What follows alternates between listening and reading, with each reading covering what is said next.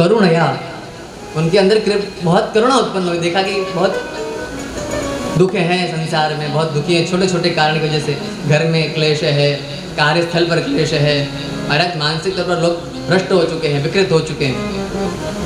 तो उनके लिए लोगों पर कल्याण करने की इच्छा से करुणापूर्वक भगवान सुखदेव जी ने भागवत जी को अपना तत्व प्रदान किया, मिठास प्रदान किया। तो अब सुध जी कहते हैं सौनकादि 88,000 ऋषियों, जैसे आपने प्रश्न किया था, सबसे पहला प्रश्न था किम श्रेयः, जीव का परम कर्तव्य क्या है? जीव का परम कर्तव्य है ईश्वर को प्राप्त करना। क्यों?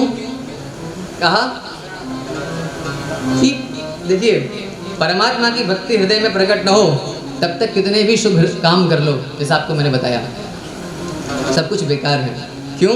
क्योंकि जनयन्त्यासि वैराग्यम ज्ञानम च यद अहेतुकम।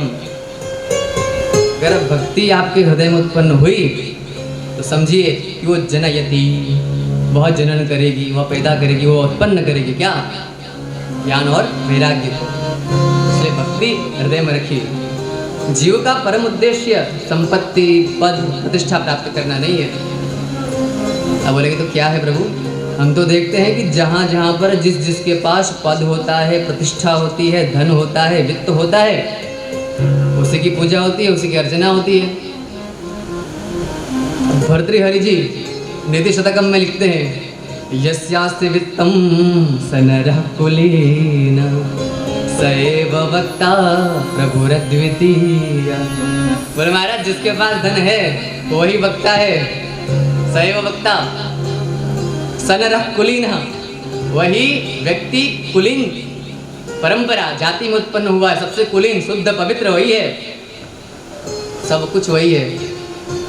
सर्वे गुणा कांचन माश्रयन्ति, कांचन अर्थात सुवर्ण, जिसके पास सुवर्ण अधिक है, पैसा अधिक है महाराज, उसके पास सब गुण हैं।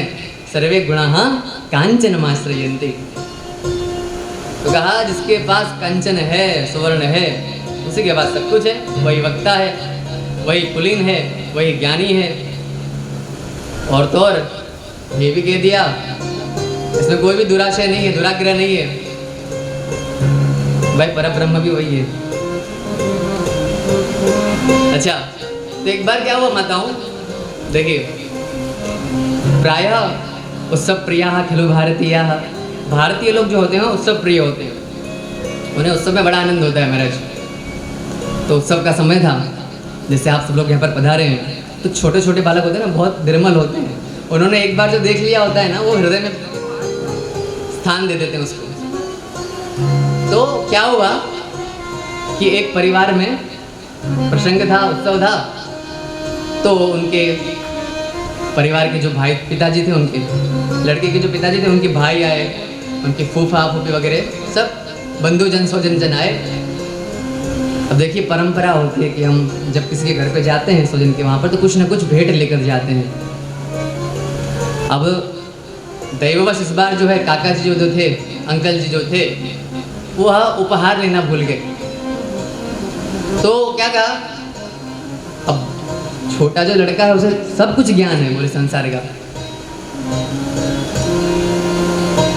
कहा कि कुछ उपहार लेकर नहीं आया तो क्या बोलता है कि धनम मर जाए काकुस्थ, हे काकू, हे काका श्री, आप धन कमाओ, क्योंकि धन ही सब कुछ है। बोले क्यों, तू ऐसे मेरे से बात कर रहा है, मैं तेरे से बड़ा हूं?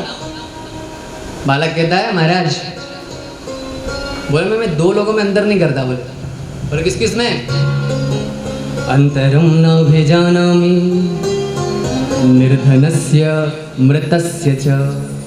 मैं दो लोगों को नहीं जानता महाराज बिल्कुल भी, एक तो जो निर्धन है और दूसरा जो मर चुका है। मरे हुए और निर्धन लोग में मैं जानता ही नहीं क्या अंदर होता है, मैं तो दोनों को समान ही समझता हूँ। तो बालक ने ये बात कही महाराज, बहुत बड़ा व्यंग है, आप समझिए। छोटे से छोटे बालक को भी पता चल गया कि काका श्री आज उपहार लेकर नहीं आए हैं, पैसे नहीं कमा रहे हैं। तो इनमें और मरे हुए व्यक्ति में कोई अंतर? प्रेम से बोलो जय श्री राधे, जय श्री राधे। महाराज बड़े विडम्बना है, धन नहीं हो तो फिर समस्या है। तो कहा धन के लिए पीछे मत भागो। इसका कहने का तात्पर्य यह है क्योंकि धन और मान दोनों प्रारब्ध से प्राप्त होता है। किससे प्राप्त होता है? प्रारब्ध से। प्रारब्ध कैसे बनता है? पूर्व संचित कर्म से। पिछले जन्म में आपने जो काम किए थे उससे। अब देखिए पुरुषार्थ 4 होते हैं। कितने होते हैं? कौन कौन से? बोलिए माता जी। आप सुन रही हैं प्रेम से, अच्छा लगा इसलिए आपसे बोला। अगर आपको बता तो बताइए। चलिए कोई नहीं, मैं बता देता हूँ। धर्म, अर्थ, काम और मोक्ष, 4 पुरुषार्थ होते हैं। सबसे बड़ा पुरुषार्थ है धर्म कार्य करो। तो धर्म कार्य करने के लिए अर्थ चाहिए महाराज, अर्थ का उपार्जन भी करो। और कहा काम, पुत्र इत्यादि उत्पन्न करना है, संसार के चक्र को चलाना है। और कहा मोक्ष, संसार के काम सब हो जाए तो मोक्ष के लिए प्रयत्न करना है। तो कहा इन 4 पुरुषार्थों में से 2 चीजें जो हैं, बोले कौन कौन सी? धर्म और मोक्ष, उनके लिए तो प्रयत्न करना पड़ता है। भगवान का नाम लेना पड़ेगा। इस संसार से जो भी वासनाएं लगी हुई हैं, मोह रूपी जो रस्सी है, ममता रूपी जो रस्सी है, उसे तोड़ना पड़ेगा। लेकिन धन और मान तो ऐसी चीजें हैं जो प्रारब्धवश प्राप्त होती है।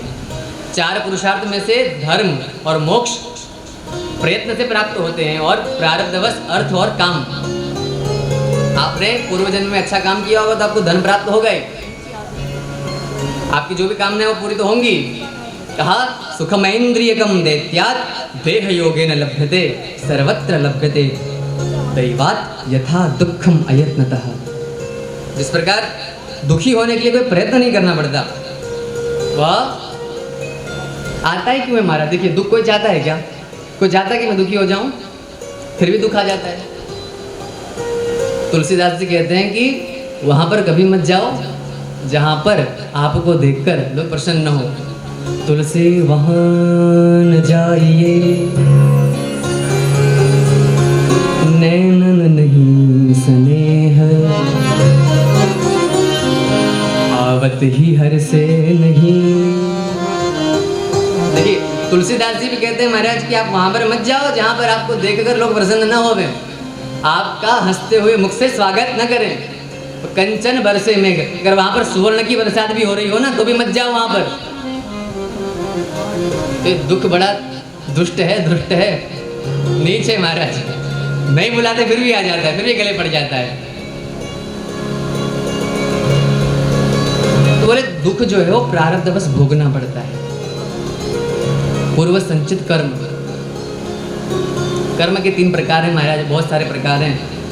उसका पुनरावर्तन आगे होगा इसलिए मैं भी यहाँ पर नहीं कर रहा, समय होने को आ चुका है महाराज। देखिए दुख और सुख में दोनों अवस्था में क्या करना चाहिए, कैसे होता है ये? कहा सर्वम परवशम दुखम। सर्वम यानी कि सब कुछ, परवशम यानी दूसरे के वश में हो, वो क्या है? दुखम। वो क्या है? दुख है।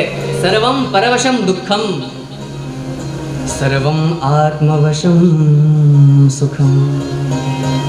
जो सब कुछ आत्मा के वश में है वो क्या है? सुख है। अब देखिए आदमी दूसरे पर डिपेंडेंट है। आशा पास सतैर बद्ध्वा, आशा रूपी जो पास है, जो रस्सी है, और रस्सी भी कितनियां हैं? रस्सी भी कितने हैं? बोले सतैर बद्ध्वा, 100 है रस्सी महाराज। आशा की 100 रस्सियां हैं और हजारों व्यक्तियों से आपने आशा लगा रखी है, मेरा पुत्र ये करेगा, मेरे पिताश्री ये कर देंगे, मेरा भाई ये कर देगा, मेरे बंधु ये कर देंगे। आशा रूपी पाश, आशा रूपी रस्सी है महाराज। तो जब तक ये रस्सी रहेगी तब तक आपको दुख भोगना, भोगना और भोगना है। जब बोले ऐसी अवस्था में क्या करें? दुख और सुख दोनों में करे क्या? बोले दुख और सुख दोनों में एक बात को समझे। बोले क्या? दुखे सती पापम क्षीयते। अगर आपके जीवन में दुख आ रहा है माताओं, भ्राताओं, बंधुओं, तो समझिए कि आपका पूर्व संचित पाप जो था वो क्षीयते। पूर्व जन्म के आपके जो पाप थे वो क्या हो रहे हैं? क्षय हो रहे हैं। और सुखे सती पुण्यम क्षीयते। अगर आप जीवन में देखें कि बहुत मौज चल रहा है, आनंद ही आनंद है, धन ही धन है, हाँ, सब लोग प्रसन्न ही प्रसन्न है, मैं भी प्रसन्न ही प्रसन्न हूँ, थोड़ा सा संभल जाइए, क्योंकि आपको ध्यान देना है क्या क्षीण हो रहा है, पुण्य क्षीण हो रहा है महाराज। अब देखिए बैंक वाले जो होते हैं ना, वो अपने जेब से पैसा नहीं देते। आपका अकाउंट है, आपने जितना पैसा जमा किया होगा आपको उतना ही पैसा मिलेगा।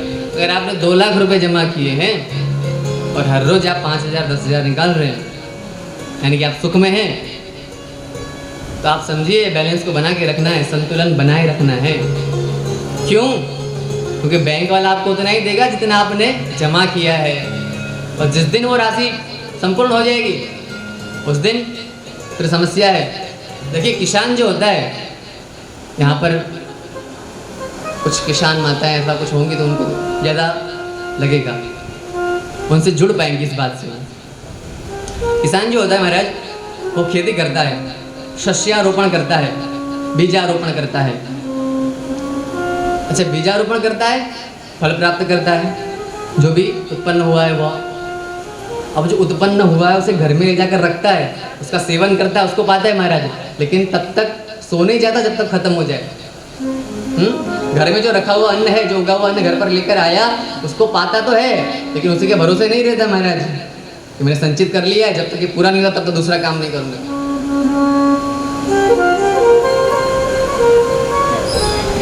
क्या करता है? तुरंत हल लेता है, बेल लेता है, वापस कर्म भूमि खेत में आ जाता है, कर्म करता है महाराज। इसी प्रकार अगर आपके जीवन में सुख है तो समझिए इस बात को कि भाई बैलेंस कम हो रहा है, इसे बढ़ाना पड़ेगा। तो इस बात का ध्यान रखिए। और क्या कहा कि दुख में तड़पो मती, सुख में फूलो मती। दुख में तड़पो मत महाराज, दुख आ रहा है तो तड़पो मत, समझो कि भाई अब अच्छा समय आने वाला है। क्यों? क्योंकि चक्रवत परिवर्तनते सुखानि च दुखानि च। चक्र जो होता है ना, वो चलता रहता है, एक बार कोई ऊपर आएगा तो एक बार नीचे आएगा, कभी सुख होगा तो कभी दुख होगा। तो दुख में तड़पो मत और सुख में फूलो मत। सुख में ज़्यादा प्रसन्न मत हो और मत वाले मत बनो, अहंकार को ग्रहण मत करो, अहंकार को अपने से मत जोड़ो। और क्या कहा? बड़े भाग मानुष तन पावा। बड़े भाग्य साथ में गाना है आप लोगों को, नहीं तो आगे नहीं बढ़ेंगे। बड़े भाग मानुष तन पावा, बड़े भाग्य सुर मुनि जन सब यही गावा। सुर नर मुनि जन सब गावा। तुलसीदास जी रामचरितमानस में ये कहते हैं। और शंकर स्वरूप श्रीमद् शंकराचार्य महाराज कहते हैं कि 3 चीजें बहुत मुश्किल से मिलती हैं, अगर मिल जाएं तो छोड़िए मत। क्या कहा? सबसे पहले कहा मनुष्यत्वम। मनुष्य जीवन महाराज बहुत ही कष्ट से मिलता है। 84 लाख योनियां हैं, स्वेदज है, अंडज है, उद्बीज है, जरायुज है, अभी आपका वर्णन किया था। तो इतने चक्कर में से बढ़कर अब भरत मुनि का चरित्र आपको पता है, मृग बन गए थे तृष्णा से। तो मनुष्यत्व। अच्छा देखिए, एक सभा में एक बंधु आए थे और एक गुरुजी जो है प्रवचन कर रहे थे कि भाई पुण्य काम करो, दान करो, नहीं तो जब इस जर्जरित शरीर को छोड़ोगे, इस भाड़े के शरीर को त्याग करोगे, तब बहुत दुखी होगे, तब कीट पतंग पक्षी इत्यादि बनोगे। तब क्या कहते हैं? बोले भाई महाराज, मैंने तो सुना था मनुष्य मरता है तो मनुष्य उत्पन्न होता है। क्या होता है? मनुष्य मरता है तो मनुष्य उत्पन्न होता है। आप कहाँ से बात कर रहे हैं? मैंने तो सुना है, शास्त्रों में ऐसा लिखा है। अब समझिएगा, अब समय है, आप कितने समझदार है पता चलेगा। अगर मनुष्य मनुष्यता को रखते हुए मनुष्य मनुष्य बनकर मरा होगा तो मनुष्य बनेगा, नहीं तो राधे राधे। समझ रहे हैं बात को? कहने का तात्पर्य है कि मनुष्य तो होना जरूरी है। मनुष्य में कौन कौन से गुण होने चाहिए? दया, तितिक्षा, शम, दम, धृति, करुणा, परोपकार। अगर ये नहीं है तो मनुष्य नहीं है, वो प्राणी ही है। क्यों? देखिए, परिवार को पालने का कार्य, संभोग करने का कार्य, सृष्टि को आगे बढ़ाने का कार्य तो प्राणी भी कर रहे हैं, पशु भी कर ही रहे हैं ना। तो आपने मनुष्य जीवन प्राप्त किया तो बड़ा क्या कर लिया आपने? अगर इसी सब में फंसे रहना है तो फिर क्या तात्पर्य है? दूसरा कहा मुमुक्षुत्वम, मनुष्यत्व आप बन गए, मनुष्य में भी श्रेष्ठता बताई। मनुष्य जन्म में भी अगर आप ब्राह्मण आपने जन्म लिया तो आपके अधिकार भी बढ़े हैं, आपके कर्तव्य भी बढ़े हैं। ब्राह्मण में भी आपने अगर वेदाध्ययन किया है तो आप बढ़े।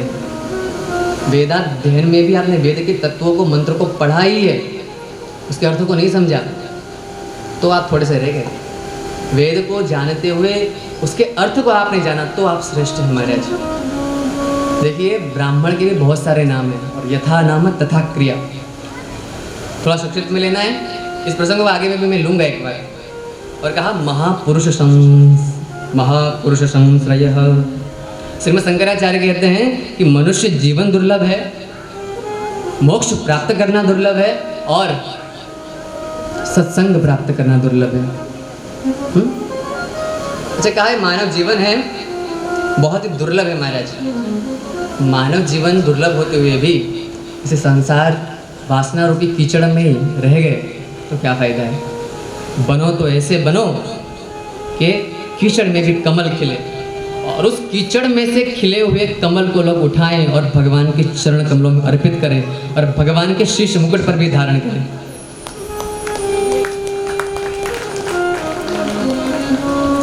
तो बंधुओं, जीवन जो है बहुत ही नश्वर है और ये नश्वर शरीर को प्राप्त करना, देखिए हमने कितनी प्रशंसा नहीं की, अवहेलना की शरीर की, लेकिन शरीर श्रेष्ठ क्यों है पता है आपको?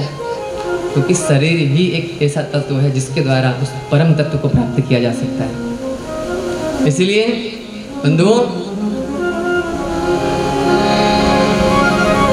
ये जीवन बहुत अनमोल है और इसे यूं ही नहीं गवाइए। हो हो हो हो हो हो हो हो ला ला ला ला ला ला ला ला ला। प्रेम से गाइए, हाथ की जवाब दीजिए महाराज।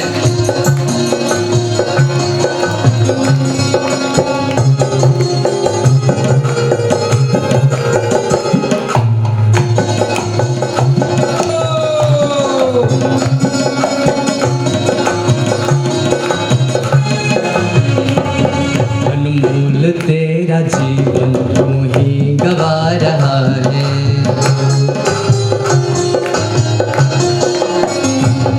अनमोल तेरा जीवन यूं ही गवा रहा है,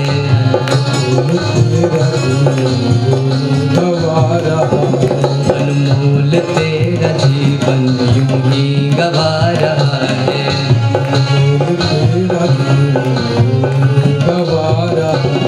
किस और तेरी मंजिल किस और जा रहा है, अनमोल तेरा जीवन यूं ही गवा रहा।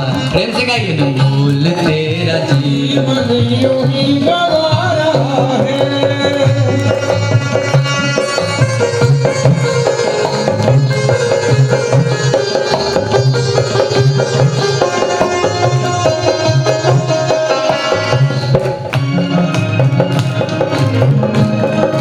करतलनाथ कीजिए प्रभु, नीचे बैठी माताओं से निवेदन है।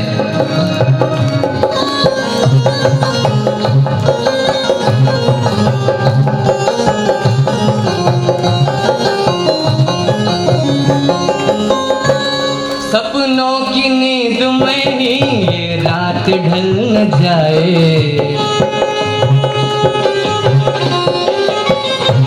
सपनों की नींद में ही ये रात ढल न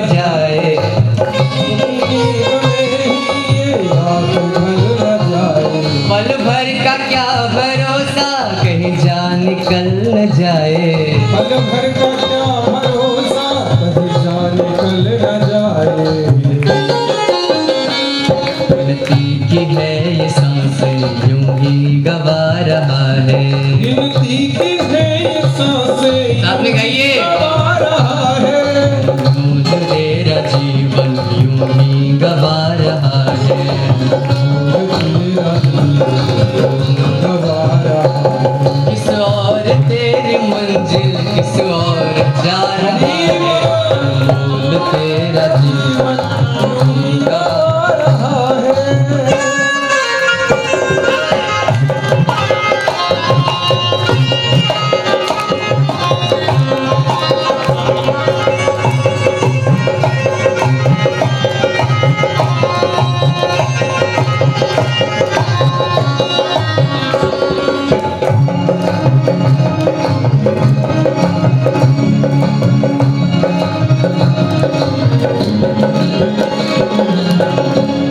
ममता के बंधनों ने क्यों आज तुझको घेरा,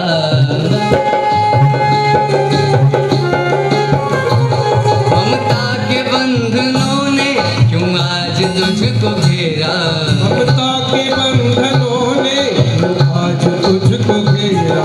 सुख में सभी है साथी कोई नहीं है तेरा, सुख में सभी है साथी कोई नहीं है और तेरा।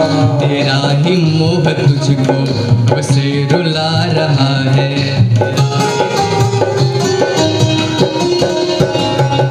तेरा ही मोह तुझको कब से रुला रहा है। किस और तेरी मंजिल किस और जा रहा है, अनमोल तेरा जीवन यूं ही गवा रहा है, अनमोल तेरा गवा रहा है। राधे राधे। साथ में गा नहीं रहे आप लोग।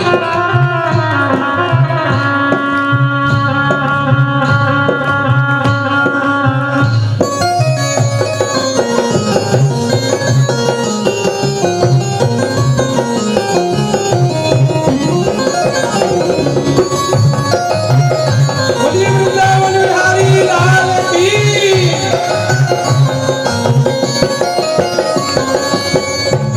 जाएगा जब यहाँ से कोई न साथ देगा,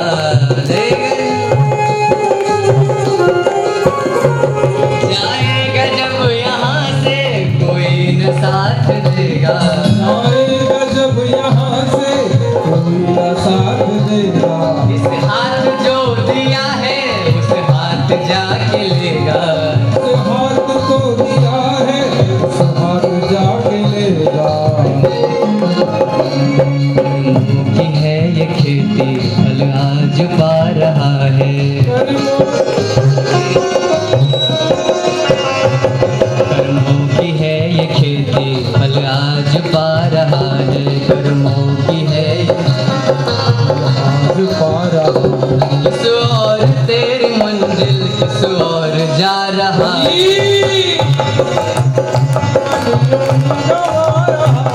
अनमोल तेरा जीवन यूं ही गवा रहा है, अनमोल तेरा जीवन यूं ही गवा रहा है। अनमोल तेरा जीवन यूं ही गवा।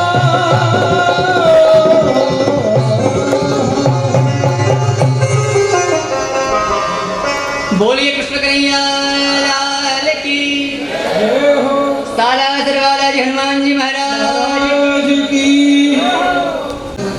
लेकिन जो अवस्था अभी दी गई जो समय चला गया वह दोबारा नहीं आने वाला है, इसीलिए जैसा मैंने आपको कल बताया था यात्रा करिए इस जीवन की गृहस्थ आश्रम की, लेकिन मोह मत रखिए, राम राम कीजिए राधे राधे कीजिए। जितना तत्व है जितनी आवश्यकता है उतना ही मिलन, उतनी ही रस्सियों से बधिए, जितनी कम रस्सियाँ होंगी उतनी आसानी होगी आपको उन रस्सियों से पार लगने में। अब महाराज सुख जी महाराज वर्णन करते हैं जीवस्य तत्व जिज्ञासा, जीव को इच्छा होगी तत्व क्या है, तो कहा वदन्ति तत्त्वविदस् तत्त्वं यज्ञानं मद्वयं ब्रह्मेति परमात्मेति भगवान इति शब्दते। तो देखिए एक बंधु ने प्रश्न किया, अरे भाई आप लोग भ्रमित हो स्वयं, आप कथाकार ब्राह्मण सन्यासी सब भ्रमित हैं, कुछ नहीं पता चलता आप लोगों को। बोले क्यों? कोई महाराज जी कहते हैं, कोई कथाकार कहते हैं कि राम को भजो, कोई कहते हैं श्याम को भजो, कोई कहते हैं देवी को भजो। कहना क्या चाहते हो महाराज? What do you want to say? किसको भजें? निर्णय क्या है, निष्कर्ष क्या है। कहा देखो जितने भी महात्मा कहते हैं सब कुछ सत्य ही कहते हैं। तो बोले महाराज हम लोग दुविधा में क्यों हैं फिर, इसका जवाब तो दीजिए। कहा ब्रह्मेति परमात्मेति भगवान इति सद्यते। कोई क्या कहता है, ब्रह्म कहता है, कोई क्या कहता है, परमात्मा कहता है, कोई क्या कहता है, भगवान कहता है। देखने जाएं तो तत्वतः एक ही हैं। जैसे कल आपको बताया था मैंने कि दूध जो है उसी में दही भी है, छाछ भी है, घी भी है, लेकिन महाराज स्वाद सबका अलग अलग है, अवस्था अलग अलग है, प्रक्रिया अलग अलग है। तो क्या करना चाहिए, तो है क्या ये, ईश्वर एक है या अनेक है, क्या है। कहा जो लोग ज्ञानी होते हैं ना ब्रह्म की उपासना करते हैं, जो लोग भक्त होते हैं वो भगवान की उपासना करते हैं, और जो योगी होते हैं वो परमात्मा की उपासना करते हैं। महाराज मेरा भ्रम तो और भी बढ़ गया। अब पहले संप्रदाय के बारे में बात कर रहा था, अब तो आपने योगी ने, परमात्मा ने, ब्रह्म में क्या क्या कर रहे हो आप, कुछ पल्ले ही नहीं पड़ रहा है महाराज, सब ऊपर से जा रहा है सिक्सर। क्या देखो वैसे तो इन सब में कुछ अंतर नहीं है, थोड़ा सा अंतर है, दृष्टांत से समझो। कहा जिस प्रकार जल है, जल के 3 स्वरूप हैं। कितने स्वरूप हैं? तो पानी भी है। अब पानी है, पानी को आप फ्रिज में रख दोगे ट्रे में डालकर तो क्या बन जाएगा, क्या बनेगा महाराज, बर्फ बनेगा। अच्छा उसी पानी को आप चूल्हे पर चढ़ा दो तो आप देखोगे अगर आप चूल्हे पर चढ़ा के, अगर आप माताएं कभी कभी भूल जाती हैं ना चढ़ा के, तो क्या हो जाएगा, भाप बन के उड़ जाएगा महाराज। देखिए तत्वतः वो पानी ही है, जल ही है, लेकिन भेद देखिए महाराज, अवस्था देखिए, प्रक्रिया देखिए। पानी जब अग्नि के संपर्क में आया तो भाप बन के उड़ गया, फ्रिज में आया तो बर्फ बन गया, जल तो जल है ही।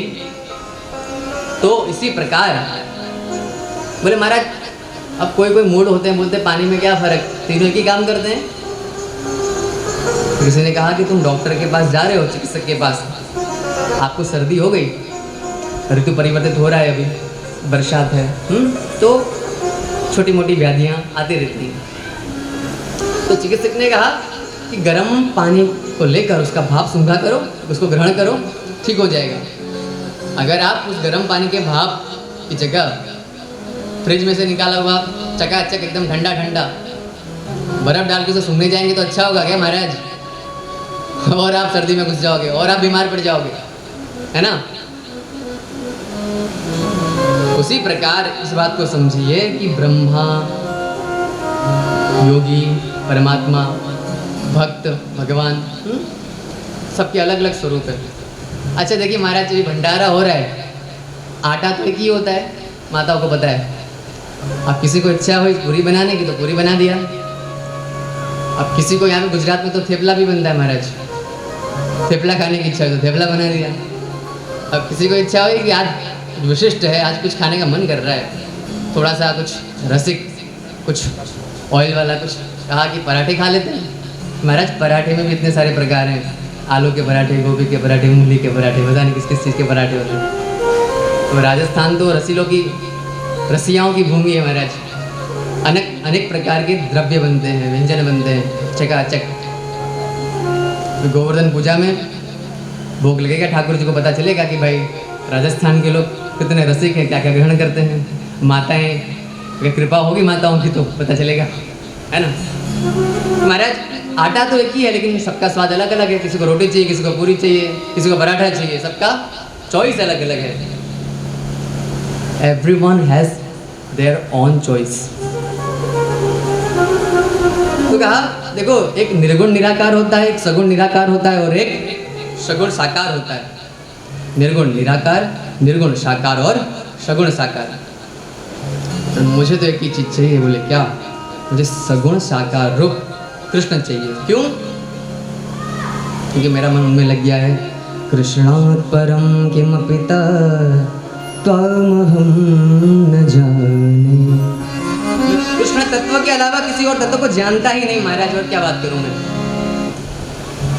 लेकिन सनातन धर्म में ये सुविधा है जो आपको किसी और धर्म में नहीं है। बोले क्या? रुचि नाम वैचित्र्याद। सब लोगों की रुचि कैसी है? वैचित्र्याद, विचित्र है महाराज। किसी को कुछ पसंद आवे, किसी को कुछ पसंद आवे। इसलिए भगवान ने क्या किया?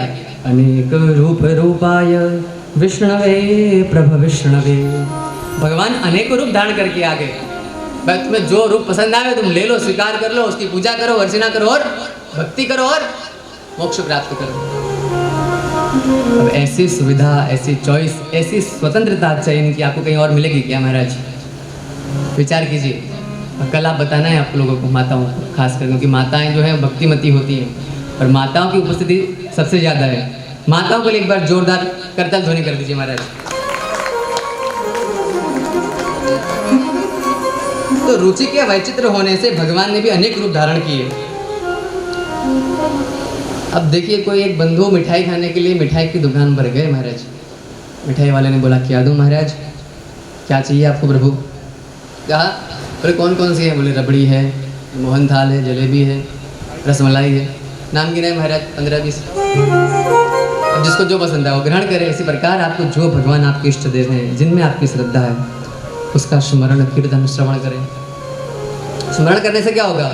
भिद्यते हृदय ग्रंथिश छिद्यन्ते सर्व संशयाः क्षीयन्ते चास्य कर्माणि दृष्टयेवात्मनीश्वरे। उस एक तत्व को जान लेने पर सारे संदेह एवं कर्म वचन पूर्ण हो जाते हैं। किंतु अगर उसी एक तत्व को न जाना ना, तो व्यवस्था अवस्था कुछ ऐसी हो जाती है जैसे लवण के बिना व्यंजन की हो जाती है महाराज। बहुत सुंदर स्वाद से, श्रद्धा से, भक्ति से आपने साग बनाया हो, सब्जी बनाई हो महाराज, बहुत प्रेम से, बहुत श्रद्धा से, लेकिन आपने लवण नहीं डाला, उसमें नमक नहीं डाला, तो देखिए महाराज पूरा मजा किरकिरा हो जाएगा, स्वाद नहीं आएगा। उसी प्रकार आपने कुछ भी किया जीवन में, लेकिन उस परम तत्व को नहीं जाना तो दुविधा है, तो संकट है। गोस्वामी तुलसीदास जी कहते हैं कि आपकी बुद्धि चाहे कितनी भी चतुर हो, बुद्धि बड़ी चतुराई बड़ी और सुंदरता तन में प्रगति है। मान बड़ो धन धाम बड़ो, यश कीर्ति हो जग में प्रगति है। घूमत द्वार गजेंद्र जाए, सो इंद्र उसे कछु नाही घटी है। पर तुलसी जगदीश की भक्ति बिना, जैसे सुंदर नार की नाक कटी है। महाराज आपके पास बुद्धि है, आपने मस्त मस्त आभूषण, सुंदर सुंदर दिव्य दिव्य आभूषण, रत्न इत्यादि, स्वर्ण इत्यादि धारण किए हुए हैं। आपकी यश कीर्ति चारों दिशाओं में फैली हुई है। आपके घर पर गज हैं, घोड़े हैं, अश्व हैं, चतुर्चक्रिका है, द्विचक्रिका है, महाराज आपका प्राइवेट जेट भी है। फिर भी आपका मुखड़ा बहुत सुंदर है।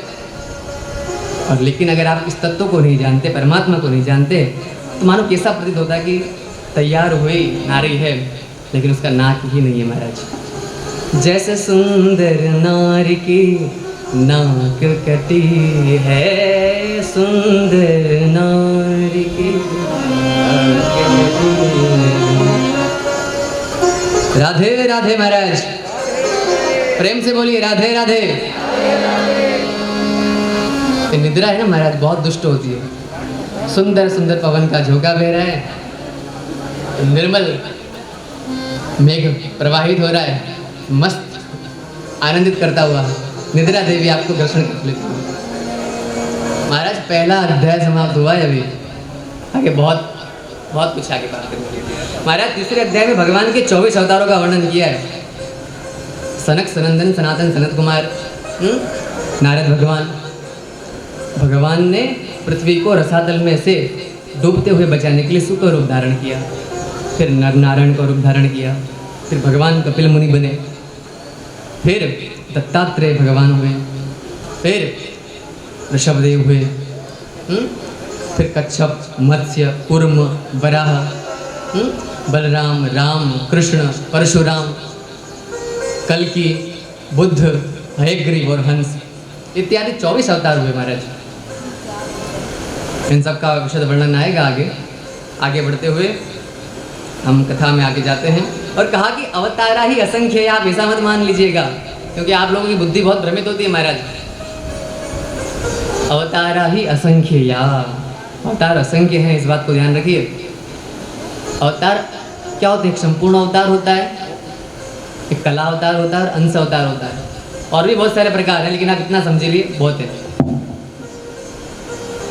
तो वैसे देखा जाए तो जीव भी भगवान का तत्व ही है, अंश ही है, लेकिन फिर भी भगवान की जिस पर ज़्यादा अनुकंपा हो, जिनका तत्व ज़्यादा हो, तो अंशावतार कलावतार होते हैं।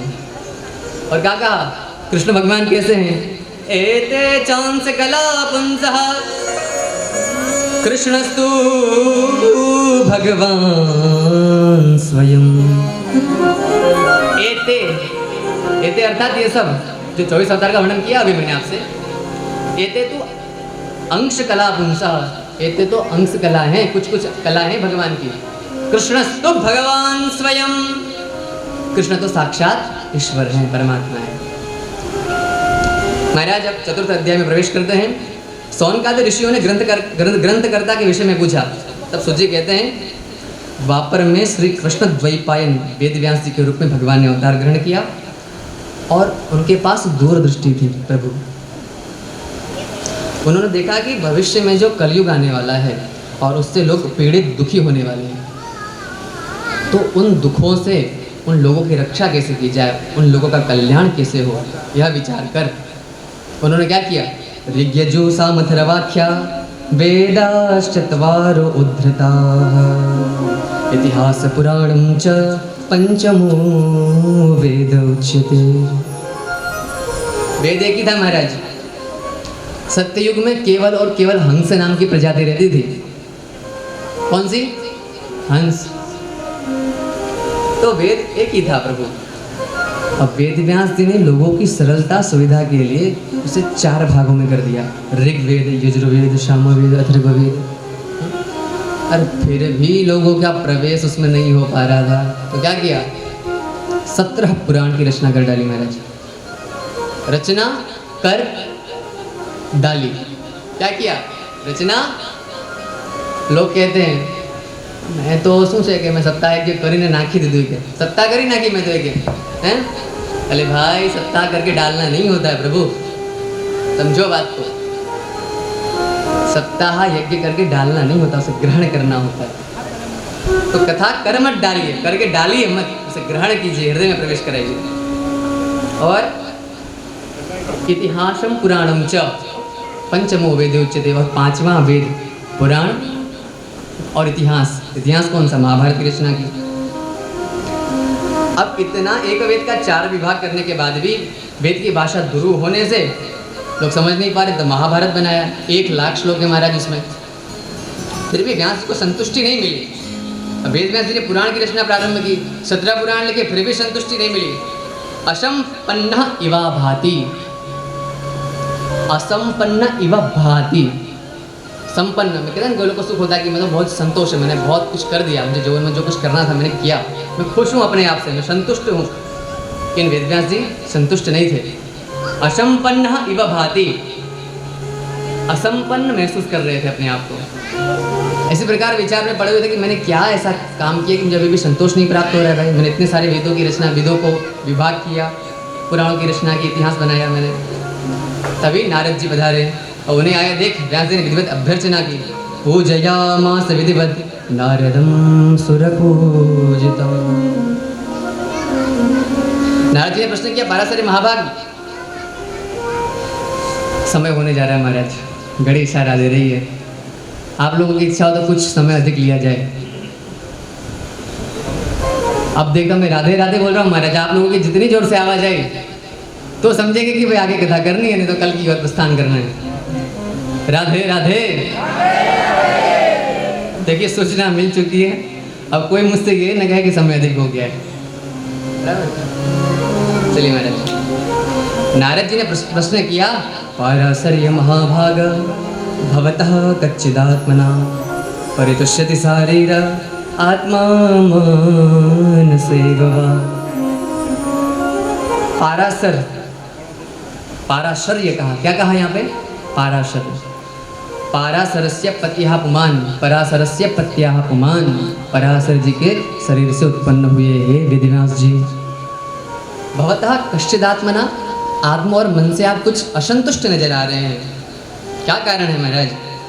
आप परेशान क्यों हैं? नारद जी पूछते हैं। तब वेदव्यास जी कहते हैं परब्रह्म एवं सत्य ब्रह्म प्राप्त कर लेने पर भी मुझ में कुछ कमी रह गई है, मुझे आपको संतुष्टि नहीं है। नारद जी कहते हैं महाराज आपने वेदों में कुछ भ्रामक शब्द लिख दिए। कैसे शब्द लिख दिए? भ्रामक।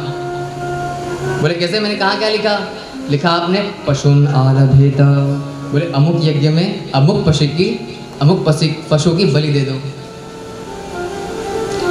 अब आपने उपदेश इसलिए दिया था क्योंकि जो जीव था वो गुफा कंदराओं में निवास करता था, भोजन के लिए उसके पास व्यवस्था नहीं थी। उस समय वो मांस भक्षण ही करता था, और मांस भक्षण से दूर होकर जब वनस्पति, फल, फूल, कंद, मूल इस सब की व्यवस्था हो गई संसार में, तब उसे वो त्याग करना चाहिए। मनुष्य को सदैव आगे बढ़ना है, पीछे नहीं जाना है। तो लोग किसी समय पर ही इसको ग्रहण करें और धीमे धीमे इसको त्याग दें। इसके लिए वेदव्यास जी ने कहा था पशुन आलभेत, अमुक यज्ञ में पशुओं की बलि दो, अमुक पशु की। लोगों ने क्या कर लिया? उपदेश निवृत्ति परक दिया था कि निवृत्ति हो जाए, लोगों ने क्या कर दिया? प्रवेश कर दिया महाराज। वेदव्यास जी ने कहा इस पशु की बलि देनी चाहिए, दो। सत्व, रज और तम त्रिगुण है, और तीनों गुणों में तम जो गुण है वो सबसे ज्यादा फैला हुआ है इस समय। तो एक सुंदर दृष्टांत किया कि एक बड़े सुंदर आश्रम में बहुत सारे ऋषि कुमार रहते थे। अब उसमें से एक ऋषि कुमार जो थे उनको एक बीड़ी पीने की बहुत खराब आदत थी। तो बीड़ी पीने की आदत हो गई, कष्ट तो होगा, और छुप छुप कर पीते थे क्योंकि डर था, भय था कि कोई देख ना ले। तो एक दिन वो बीड़ी पी रहे थे, तब उनके सहपाठी बंधुओं ने देख लिया।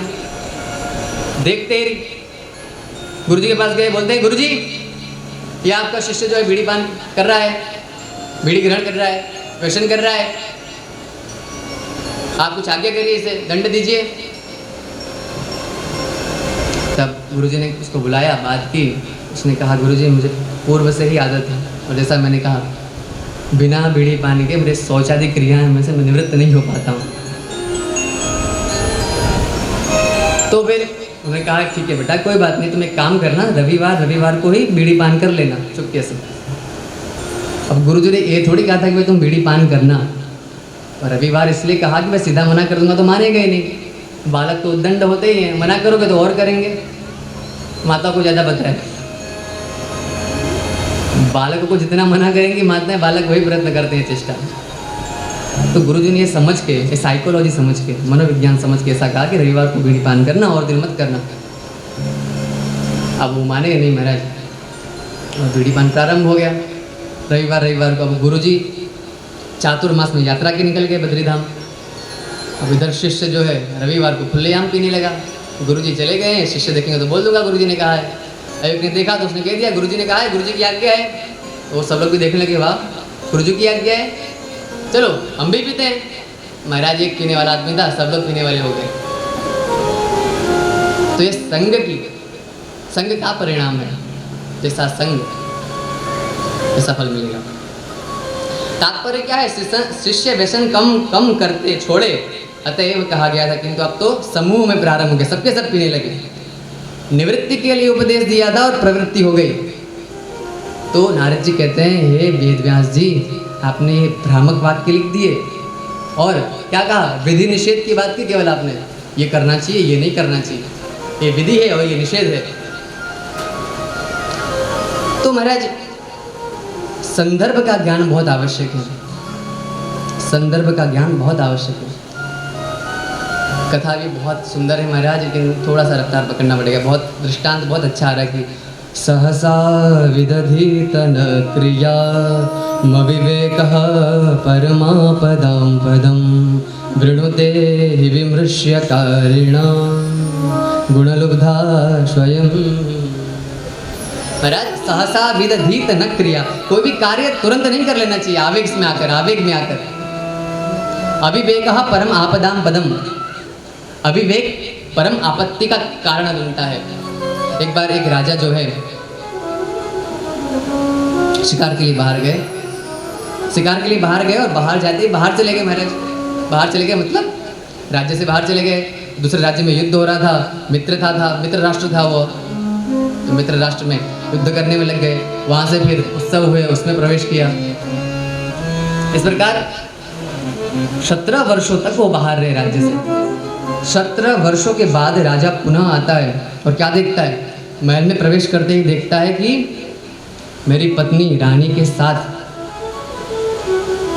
एक नवयुवक सोया हुआ है। राजा तुरंत म्यान में से तलवार निकालता है। तलवार निकालता है, सामने बोर्ड पर लिखा हुआ था, सहसा विदधितन क्रिया अविवेकः परमापदं पदम। कोई भी काम जल्दबाजी में नहीं करना चाहिए। उसे पढ़ा, थोड़ा सा शांत हुआ, कमर उठा के देखा तो पत्नी थी। और पत्नी से पूछा ये कौन है? तो कहा महाराज जब आप वन में गए थे ना, तब मैं उसके कुछ समय पश्चात गर्भिणी हो गई थी आपके वीरेश महाराज।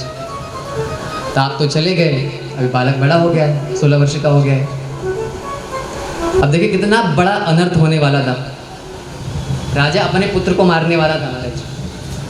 तो अविवेक से आवेग में, आवेश में कोई कार्य मत करिए। संदर्भ देखिए, आगे और पीछे दोनों का ध्यान होना आवश्यक है। और वेद जो है परोक्षवाद है, वेदो यम, विधि निषेध की बात छोड़ा भगवान के गुण गाइए, ऐसा कहा नारद जी ने। और चरित सुनहि त्यजधान, ध्यान छोड़कर रसिक भी, परमहंस भी भगवान की कथा सुनते हैं। कहा सर्वाणि तीर्थानि निवसन्ति तत्र यत्राच्युतोदार कथा प्रसंगः। सब तीर्थ, सब नदियाँ, सब देव, सब गंधर्व, सब किन्नर वहीं पर रहते हैं।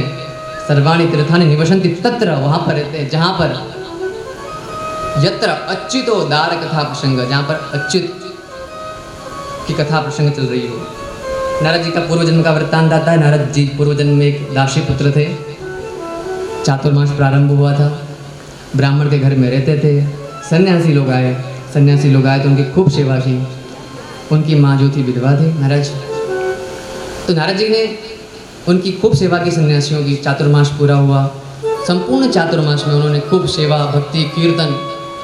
तो इस सबके परिणाम स्वरूप यह हुआ कि नारद जी का मन निर्मल हो गया, हृदय निर्मल हो गया।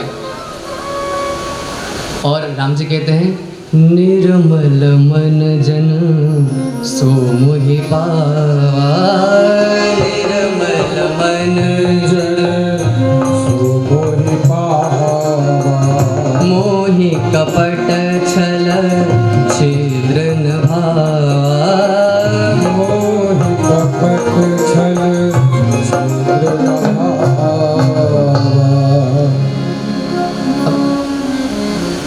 प्रसंगवश और दैववश सन्यासी चले गए। चातुर्मास पूरा हुआ।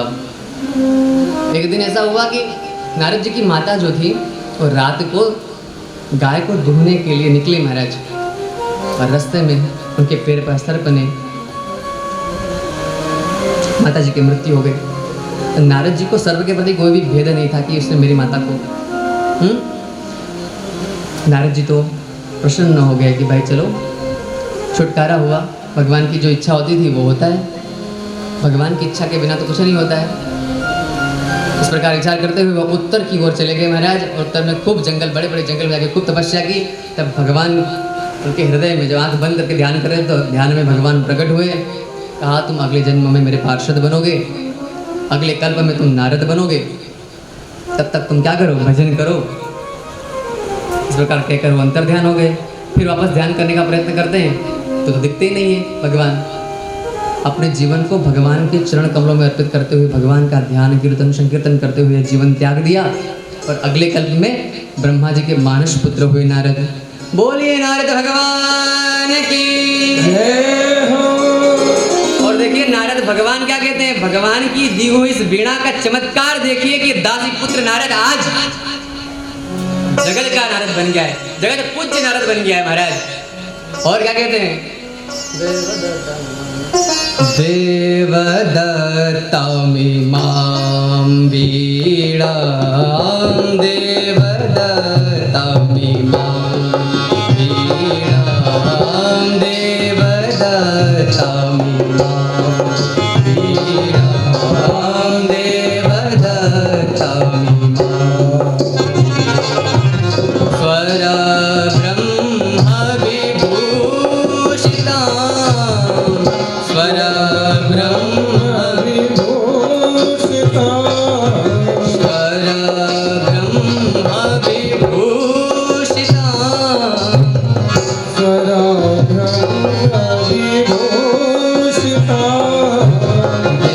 देवदत्तामि मां वीरां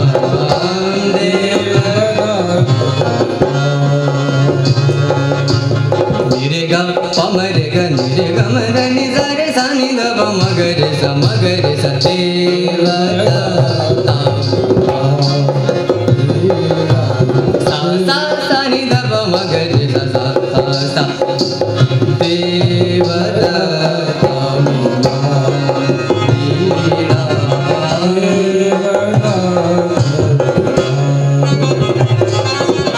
सानि धनि धप धप म निरे सा देवदत्तामि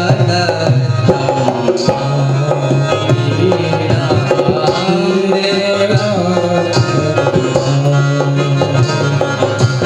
निरेगा पमरेगा निरेगम धनि सरे सानि धप मगरे समगरे सा सा सानि धप मगरे सानि धनि धप धप म निरे सा देवदत्तामि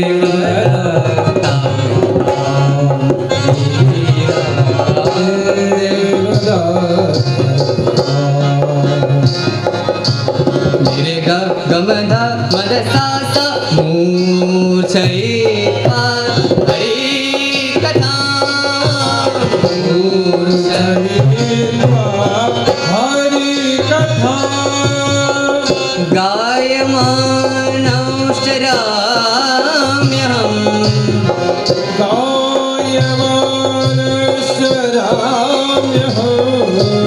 सा सा गमधनि सा गमधनि सा गमधनि सा सा देवदत्तामि मां वीरां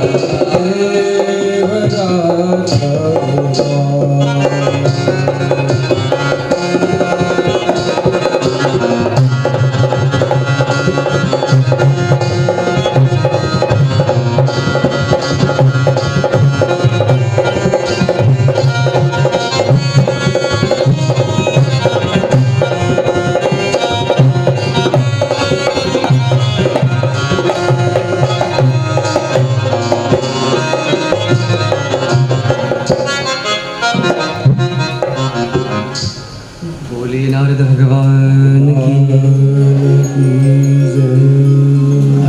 की दी हुई दिव्य वीणा से यह दासी पुत्र नारद आज जगत पूज्य नारद बन गया। स्वर के बारे में बताते हैं। स्वयं जो राजते नाद सस्वर परिकीर्तितः। बोले 7 सुर है, कौन कौन से? सारे सारे ग म ध नि सा सा नि ध प म ग रे सा सारे ग म ध नि षड्जम वदेत मयूरो ही ऋषभम चातको वदे। सा कौन बोलता है? बोले प्रकृति से लिए गए शब्द हैं, ये सुर हैं। सा मोर बोलता है। रे कहाँ से लिया गया? रे चातक के द्वारा लिया गया। ऋषभम चातको वदे। अजा वदति गांधार। बकरी जो होती है वो गंधार ग बोलती है। और क्रौंच जो पक्षी होता है वो म बोलता है। और कोयल जो है पंचम यानी कि प पंचम दा बोलते हैं, संगीतकारों को पता हो तो आपको। और ध मेढक के द्वारा लिया गया है और नी जो है वो हाथी के द्वारा। इस प्रकार सारे ग म प ध नि सा सा नि ध प म ग रे सा। इस प्रकार नारद जी ने अपने पूर्वजन्म की कथा सुनाई और अंतर्ध्यान हो गए। व्यास जी समझ गए भगवान की गुणानुवाद मुझे करना है, भगवान की लीलाओं का वर्णन करना है।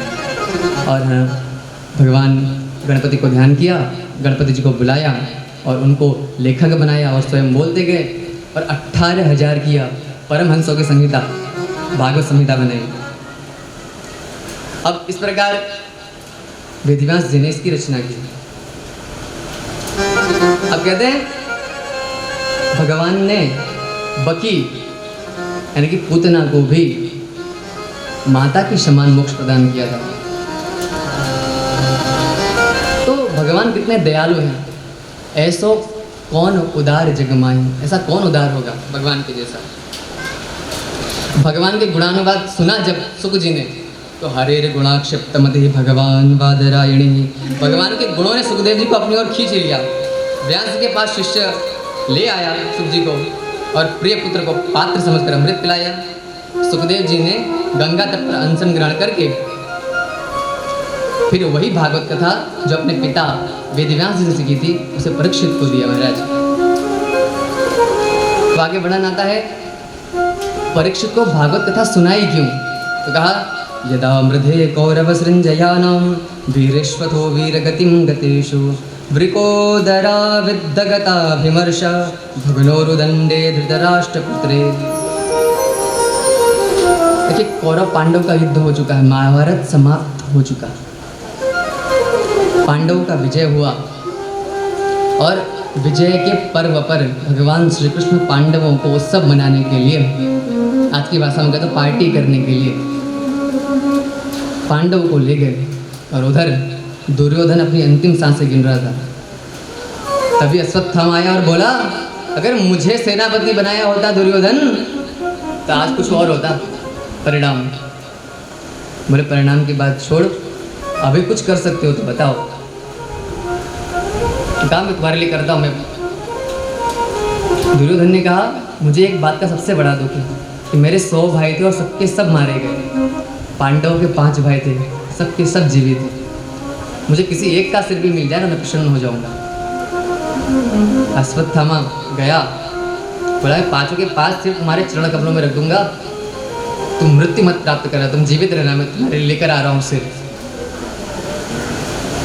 इस प्रकार जब कहा और उसने पांडवों को समझकर द्रौपदी पुत्र जो कैसे थे, सर्वैव महारथाः, सभी महारथ थे, महापौरुषत्व को धारण करने वाले थे, काकल लूक न्याय से उनको मृत्यु के घाट उतार दिया, उनके सिर लाकर दुर्योधन के पास आया। दुर्योधन भी दुखी हुआ, बोले हमारी पीढ़ी को जो तर्पण प्रदान करने वाले थे वो पुत्र थे, बचे हुए थे, इनका तो क्या दोष था, तो छोटे छोटे से इनको तूने मारकर बहुत जघन्य कृत्य किया है।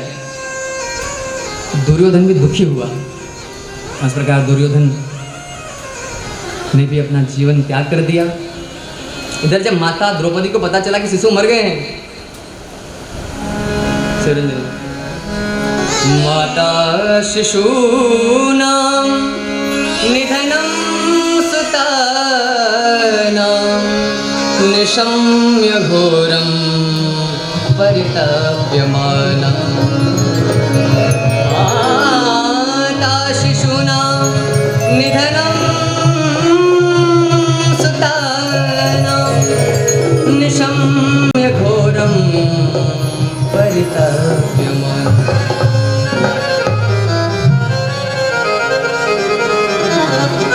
माता द्रौपदी को जो पता चला कि मेरे 5 के 5 पुत्र मारे गए हैं, आंसुओं की धारा बहने लगी आंखों से महाराज, और अचेतन अवस्था को प्राप्त कर पृथ्वी पर गिर पड़ी। अर्जुन ने कहा गांडीव उठाकर उसे मैं मृत्यु दंड देकर ही वापस आऊंगा।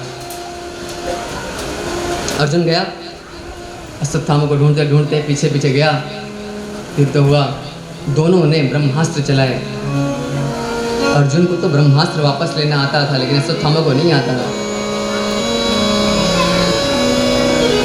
उसको बंदी बनाकर लेकर आए और कहा, हे केशव, हे अग्रज युधिष्ठिर महाराज, आप आज्ञा करेंगे वो हम काम करेंगे, इसे क्या दंड दिया जाए? भीम बोले, अरे दंड क्या देना है, मृत्यु के घाट पर ही उतार देना है इसको, तो धूर्त है, महापापी है, नीच है ये। लेकिन द्रौपदी को देखिए, माताओं का हृदय देखिए महाराज। द्रौपदी क्या कहती हैं? कहती हैं कि मेरे तो 5 पुत्र मर गए, कोई बात नहीं, ठीक है, लेकिन ये जो द्रोणाचार्य की पत्नी जो है,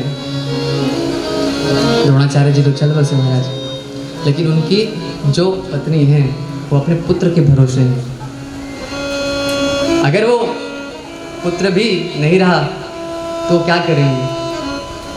मेरे लिए तो आप 5-5 हो, उनके लिए तो कुछ नहीं बचेगा। ऐसा मत करिए। 5-5 पुत्रों को मारने के बाद भी उस हत्यारे के लिए वो निवेदन कर रहे हैं कि उसे आप मत मारिए। कहा ब्राह्मणों नितराम गुरु, ब्राह्मण हमेशा गुरु होता है, चाहे वो किसी भी अवस्था में हो। अब कृष्ण भगवान से पूछा तो देखिए, कृष्ण शब्द और मछली को कांटे में फंसाने के लिए जो हुक होता है ना महाराज, उसमें क्री जैसा होता है, क्री की जो मात्रा होती है। भगवान कृष्ण हमेशा द्वैत में ये उत्तर देते हैं। भगवान कृष्ण ने कहा ब्रह्म बंधुर नहंतव्य आतताई बधारण, ब्राह्मण के पुत्र को कभी भी नहीं मारना चाहिए और आतताई कोई भी हो उसे तुरंत मार देना चाहिए। अब भगवान ने ऐसा उपदेश तो दे दिया, अर्जुन बेचारे संकट में, मैंने वचन ले लिया है किसके मैं आज मृत्यु के घाट पर उतार ही दूंगा। भगवान कृष्ण कह रहे कि ब्राह्मण को मारना नहीं चाहिए और आतताई को भी उसे मार देना चाहिए, तो करूं क्या? अर्जुन समझ गए। गोपियां कहती हैं विष जलाप्यया व्याल राक्षसा वरसमार्ता नेह किं वदा नेह किं वदा। अरे भाई, नैनों से भी मारा जा सकता है, नयन से भी मारा जा सकता है, अरे भगवान तो ऐसे ही हैं।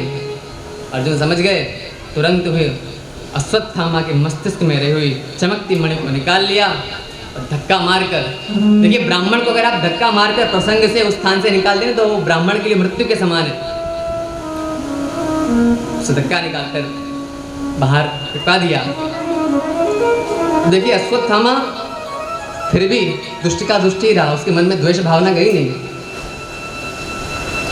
अब उत्तरा के गर्भ पर उसकी दृष्टि पड़ गई, बोले पांडव के 5 पुत्रों को तो मैंने मार दिया है, अब अर्जुन का पुत्र है अभिमन्यु, और अभिमन्यु का पुत्र है होने वाला परीक्षित महाराज, जो परीक्षित बनेगा बड़ा होगा। तो जो ब्रह्मास्त्र लौटाना तो आता नहीं था, अर्जुन पर प्रहार कर नहीं सका, उसे उत्तरा के गर्भ की ओर छोड़ दिया। भगवान द्वारिका जाने के लिए तैयार हुए, कहा कि महाभारत में मैंने बहुत कुछ युद्ध किया, बहुत दिन तक यहाँ रहा, मेरी द्वारिकापुरी नगरी गुजरात में है, मुझे वहाँ जाना है, मुझे जाने की आज्ञा दीजिए। तभी ब्रह्मास्त्र के भयंकर तेज से डरती हुई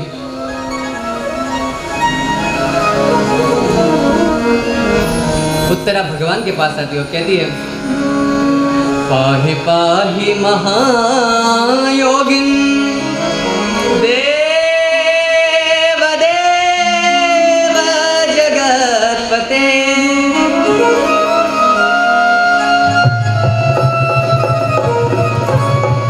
नान्यं त्वदभयं पश्ये यत्र मृत्यु परस्परम्। पाही पाही महायोगिन देव देव जगतपते, पाही पाही रक्षण कीजिए हे विश्व के नाथ, हे महायोगी, देवों के देव जगत के प्रति रक्षा कीजिए। नान्यम, आपके बिना, त्वद अभयम पश्ये, किसी और के द्वारा मुझे अभय प्राप्त हो मुझे ऐसा दिख नहीं रहा है। न पश्ये यत्र मृत्यु परस्परम, जहाँ मृत्यु सामने आकर बैठी हो। भगवान श्री कृष्ण सूक्ष्म रूप में गर्भ में गए हैं और ब्रह्मास्त्र को निरस्त किया है और पांडवों के वंश को सुरक्षित किया है। वापस भगवान ने कहा कि अब मुझे निकलना चाहिए द्वारिका। तैयार होते हैं तब कुंती बुआ कहती हैं, पहले प्रणाम करती हैं और जैसे प्रणाम करती हैं भगवान श्री कृष्ण कहते हैं बुआ,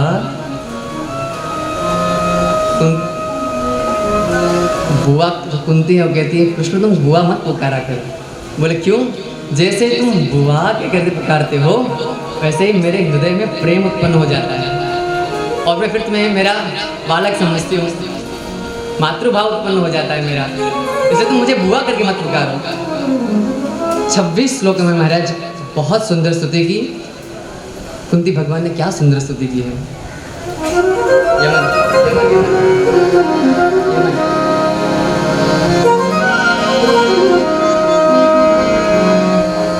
नमस्ते पुरुषं त्वाद्य ईश्वरं प्रकृते परम अलक्ष्यं सर्वभूतानां अन्तर्बहिरवस्थितं मायाजवनिकाच्छन्न मज्ञातोक्षजमव्ययं न लक्ष्यसे मूढदृशा नटो नाट्यधरो यथा तथा परमहंसानां मुनीनां मरलात्मनां भक्ति योग विधानार्थम कथम पश्येमहि स्त्रियः कृष्णाय वासुदेवाय देवकी नंदनाय च नंद गोपकुमाराय गोविंदाय नमो नमः। बोली गोविंद भगवान की जय। बोले मैं तो नंद के पुत्र को ही जानती हूँ, नंद नंदन को ही जानती हूँ, मैं तुम्हारी महिमा नहीं जानती। मैं तो वासुदेव के पुत्र को जानती हूँ, मैं तो देवकी के पुत्र को जानती हूँ। मैं ऐसे गोविंद को प्रणाम करती हूँ। सभी सृष्टि के आदि पुरुष रचना करने वाले हे भगवान, प्रकृति से परे ऐसे भगवान, अलक्ष्यम सर्वभूतानाम ऐसे भगवान जो अंदर भी हैं बाहर भी हैं और सर्वत्र हैं। अंतर बहिर अवस्थितम, बाहर और अंदर दोनों जगह हैं, और जिनको हम देख नहीं सकते माया रूपी पर्दे के द्वारा, ऐसे भगवान को मैं प्रणाम करती हूँ। और आपकी आकृति कैसी है? कोई नृत्य करने वाला, नृत्य निपुण व्यक्ति हो ऐसे आप हैं महाराज। ऐसे भगवान को मैं आप प्रणाम करती हूँ, स्तुति करते हुए बहुत ही विब्बल हो जाती हूँ। कहती हैं मेरे तो 6 पुत्र थे, सॉरी, बोली राधे राधे, प्रेम से बोली राधे राधे। कहती हैं कि माता देवकी के 6 पुत्र थे महाराज, आपने किसी की रक्षा नहीं की, आप चाहते तो कर सकते थे, 6 के 6 धाम को प्राप्त हो गए, लेकिन मेरे 5 पुत्र थे, पांचों के पांचों पुत्रों की रक्षा की है आपने, आपके ये ऋण में कैसे उतारूंगी? और कहा आप कह रहे हो मेरे से प्रसन्न हो तो आप वरदान देना चाहते हो तो एक वर्ष छोटा सा वरदान मैं मांगती हूँ। विपदः सन्तु नः शश्वत् तत्र तत्र जगद्गुरो भवतो दर्शनं यस्यात् पुनर्भव अदर्शनम्। विपदः सन्तु नः शश्वत् तत्र तत्र जगद्गुरो भवतो दर्शनं यस्यात् पुनर्भव अदर्शनम्। भगवान मैं एक ही वरदान मांगना चाहती हूँ कि मुझे हमेशा सदैव विपत्तियाँ आती ही रहे मेरे पास, बहुत सारी हों। विपदा संतु शश्वत, हमेशा के लिए हो, शश्वत विपत्तियाँ मुझे चाहिए। बोले क्यों? अरे भाई लोग सत्यनारायण भगवान की पूजा भी कराते हैं तो क्या कहते हैं, सुख संपत्ति घर आवे कष्ट मिटे धन गावे। बोले सुख संपत्ति भी आ जावे कष्ट भी मिट जावे, और छोटे सी 2 घंटे की सत्यनारायण कथा में भी इतना सारा मांग लेते हैं। और आप मांग रही हो, विपत्तियाँ मांग रही हो मुझसे। कहा विपत्ति मांगने का कारण है महाराज, ऐसे नहीं है। आप जगत गुरु हैं और भवतो दर्शनम यत् स्यात् पुनर्भव दर्शनम, पुनर्भव अदर्शनम। आप जगतपति हो और आप दर्शन तभी देते हो हम लोगों को जब हम विपत्ति में होते हैं। और आपका दर्शन कैसा है? आपके दर्शन कर लेने मात्र से इस आवागमन का जो चक्र है वो छूट जाता है। इसलिए मैं आपसे केवल और केवल विपत्तियाँ मांगती हूँ। इस प्रकार कुंती से संवाद करने के बाद भगवान जो है आज्ञा लेकर कुछ दिन वहाँ पर ठहरे, तो कुछ दिन पश्चात द्वारिका के लिए प्रस्थान कर गए। भगवान जाएं उससे पहले भगवान एक दिन क्या देखते हैं कि रात के समय युधिष्ठिर रो रहे हैं। बोले युधिष्ठिर रो क्यों रहे हैं? सब सो रहे हैं और युधिष्ठिर रो रहे हैं। सोना और रोना दोनों साथ में है। अब देखिए युधिष्ठिर इसलिए दुखी हैं कि स्वजनम ही कथम हत्वा सुखी न श्याम माधव। गीता में जो अर्जुन जी कहते हैं कृष्ण से, स्वजनम ही कथम हत्वा सुखी न श्याम माधव, हे माधव मैं अपने स्वजन को मारकर कैसे सुखी रह सकता हूँ। अब वही जो पीड़ा है आज युधिष्ठिर को हुई है। कहा मैंने अपने चक्रवर्ती सम्राट बनने के लिए अपने ही स्वजनों को मारा है, मैं सुखी कैसे रह सकता हूँ। देखिए कोई भी कार्य करें ना तो आपको अपने मन को पता चलता है आपने अच्छा किया है बुरा किया है। अगर आपकी आत्मा में भक्ति है तो आपको ग्लानि होगी अगर आपने बुरा काम किया है या फिर कुछ अनिष्ट आपसे हो गया है थोड़ा सा भी, तो युद्ध की विभीषिका जो है वो किसी के भी पक्ष में नहीं होती। अब वो युधिष्ठिर विचार कर रहे थे कि स्वजनों को मारकर व्यर्थ शासन भोगने से क्या लाभ होगा। इस प्रकार शोक मग्न हो रहे थे। भगवान श्री कृष्ण ने छात्र धर्म का उपदेश दिया, फिर भी भगवान श्री कृष्ण में मित्रता का भाव था युधिष्ठिर का। देखिए, जहाँ पर मित्रता का भाव हो वहाँ पर उपदेश अच्छे नहीं लगते। उपदेश को ग्रहण नहीं कर पाता व्यक्ति। उपदेश को ग्रहण करने के लिए किसी गुरु के पास जाना पड़ता है, किसी वयोवृद्ध के पास जाना पड़ता है। भगवान समझ गए कि ये समझने वाले हैं नहीं, तो चलो इनको कहाँ लेकर चलते हैं, भीष्म जी के पास। भीष्म जी के पास लेके गए। और देखिए, समय उत्तरायण का हो चला था। भगवान सूर्य नारायण उत्तरायण में प्रस्थान कर चुके थे और वह मंगल घड़ी आ गई जिसे भीष्म पितामह चाहते थे। भगवान भीष्म पितामह को इच्छा मृत्यु का वरदान था, जब उनकी इच्छा हो तभी उनकी मृत्यु होगी। तो वो मंगल समय का चिंतन कर रहे थे कि वो आए और मैं त्याग करूं। और तुरंत ही भगवान श्री कृष्ण को देखकर कहा, सदैव देवो भगवान प्रतीक्षताम् कलेवरं यावदिदं हिनोम्यहम् प्रसन्नहासारुणलोचनोल्लसन् मुखाम्बुजोऽध्यानपथश्चतुर्भुज। कृष्ण को देखकर प्रसन्न हो गए भीष्म। कहते हैं, प्रभु आप आ गए, आपकी ही प्रतीक्षा में कर रहा था महाराज। और कहा, मैंने अब तक बहुत प्रतीक्षा की है, अब आपकी बारी है कि आप प्रतीक्षा करो। कहा, हे देव देव देवों के देव, सदैव देव भगवान प्रतीक्षताम, प्रतीक्षा कीजिए। कब तक?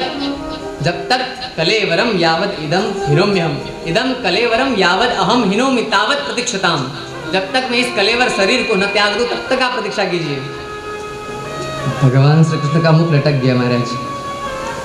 अब ये दादाजी तो पता नहीं इतने देर से बैठे हुए हैं, कब तक मुझे बैठा के रखेंगे पता नहीं है। अब इनको तो इच्छा मृत्यु का वरदान है, जब तक इनकी इच्छा होगी नहीं तब तक हम काम को नहीं जाएंगे। और मैं तो बुरा फंस गया। अब भगवान को देखा कि भगवान का मुख झुक गया है, तब भीष्म पितामह कहते हैं, प्रसन्न हासारुणलोचनोल्लसन् मुखाम्बुजोऽध्यानपथश्चतुर्भुज। महाराज आप मुंह लटकाइए मत, आपके ऐसे स्वरूप का ध्यान मैं नहीं करना चाहता हूँ। बोले, कैसा स्वरूप चाहिए? प्रसन्न हासा, आपका मुख प्रसन्न हो महाराज। अरुणलोचनोल्लसन्, आपका मुख कैसा है? अरुण सूर्य के समान है। मुखाम्बुजो ध्यान पथश्चतुर्भुज, मैं तो चाहता हूँ शंख चक्र गदा पद्म हाथ में धारण किए हुए चतुर्भुजधारी भगवान विष्णु का रूप धारण करके आप प्रस्तुत हुई है मेरे सामने। आज्ञा की भगवान को देखिए, भक्त ही आज्ञा कर सकता है भगवान को। भगवान ने ऐसा रूप धारण किया। अब युधिष्ठिर को कुछ उपदेश देने के लिए भगवान ने जब कहा, तब भीष्म पितामह ने उपदेश दिया युधिष्ठिर को। देखिए, अर्जुन को विषाद हुआ तो भगवान श्री कृष्ण ने जो सुनाई वो गीता, और जब युधिष्ठिर को विषाद हुआ तब भीष्म पितामह ने सुनाई वो भीष्म गीता। बोले, क्या सुनाया? दान धर्मान राजधर्मान मोक्ष धर्मान विभागसः स्त्री धर्मान भगवत धर्मान समासव्यांश योगतः। दान धर्म क्या है, राजधर्म क्या है, मोक्ष धर्म क्या है, और स्त्री धर्म क्या है, और भगवत धर्म क्या है, ये धर्म बतलाए। कैसे बताए?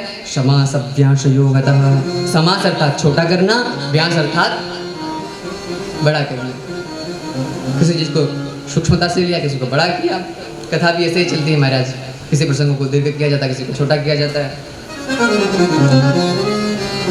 तो उपदेश दिया। विदुर नीति का एक श्लोक जो है बहुत ही उत्तम तरीके से यहाँ पर परिचय प्राप्त करता है, स्थान प्राप्त करता है। श्रूयतां धर्म सर्वस्वं श्रुत्वा चैवावधार्यताम् आत्मनः प्रतिकूलानि परेषां न समाचरेत्। कहते हैं कि श्रूयताम धर्म सर्वस्वम, सब धर्मों का सार सुनो, और श्रुत्वा सुनकर तुरंत ही क्या करो, अवधार्यताम धारण करो, ग्रहण करो, उसके अपने जीवन में अप्लाई करो, इम्प्लीमेंटेशन करो, इम्प्लीमेंट करो। पर आत्मना प्रतिकूलानि, धर्म क्या है, जो तुम्हें आत्मा को प्रतिकूल लगे, परेशान न समाचरित, जो व्यवहार तुमको खुद के लिए अच्छा नहीं लगता है वो व्यवहार दूसरों से मत करो। अब एक दुकानदार बैठा था, अब वो लोगों को खूब लूटे, 10 रुपए की वस्तु 1000 रुपये में बेचे। अब देखिए हर एक दुकानदार भी तो एक ग्राहक होता है, उसको भी तो कोई वस्तु खरीदनी होती है। एक दिन वो दुकानदार गया दूसरी जगह, उसको कुछ दूसरी वस्तु की आवश्यकता थी और उसने खरीदा और उसे पैसे दे दिए। महाराज जब घर आया, लोगों से बात की, पता चला ये तो 500 रुपये की वस्तु है और 5000 रुपये में चिपका दी भगवान। बोलो राधे राधे राधे राधे। अब देखिए जब तक वो दूसरों को ठग रहा था महाराज, तब तक बड़ा प्रसन्न था। जब खुद के साथ ठगी हो गई तो बड़ी बड़ी अपशब्दों की बारिश करने लगा। तो जब तक खुद के साथ नहीं बीतती महाराज, तब तक व्यवहार का हम क्या कर रहे हैं तब तक पता नहीं चलता। अब जब देखा कि समय आ गया है उत्तरायण का, सूर्य भगवान उदित हो रहे हैं, रात्रि अब पूर्णता की ओर है, तारे छट चुके हैं, तब भीष्म जी ने स्तुति करना प्रारंभ किया। भीष्म स्तुति इतनी करुण है कि इस करुणा के रस में आप डूब जाएंगे। भीष्म जी ने 11 श्लोकों में भगवान को 11 चीज अर्पण की, 11 वस्तुएं अर्पण की। बोले क्या क्या? अपना शरीर, 5 ज्ञानेंद्रिय और 5 कर्मेंद्रिय, आँख, कान, नाक, पैर, त्वचा, पैर, हाथ, तो 5 कर्मेंद्रिय और 5 ज्ञानेंद्रिय और 1 मन। 11 श्लोकों में 11 चीजों को भगवान के चरण कमलों में अर्पित किया। आइए पुष्पिताग्रा छंद राग यमन में इस स्तुति को पढ़कर इसका अर्थ ग्रहण कर कर आज के इस परम पावन मंगलमय भागवत कथा को विश्राम की ओर चलते हैं। और विप्र बंधुओं से निवेदन है कि आरती की तैयारी कर लें। हाँ चलिए।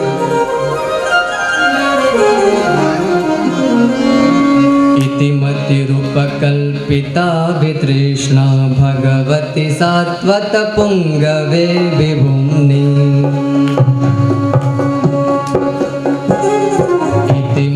इतिमतिरूपकल्पिता वितृष्णा भगवती सात्वत पुंगवे विभुम्नि।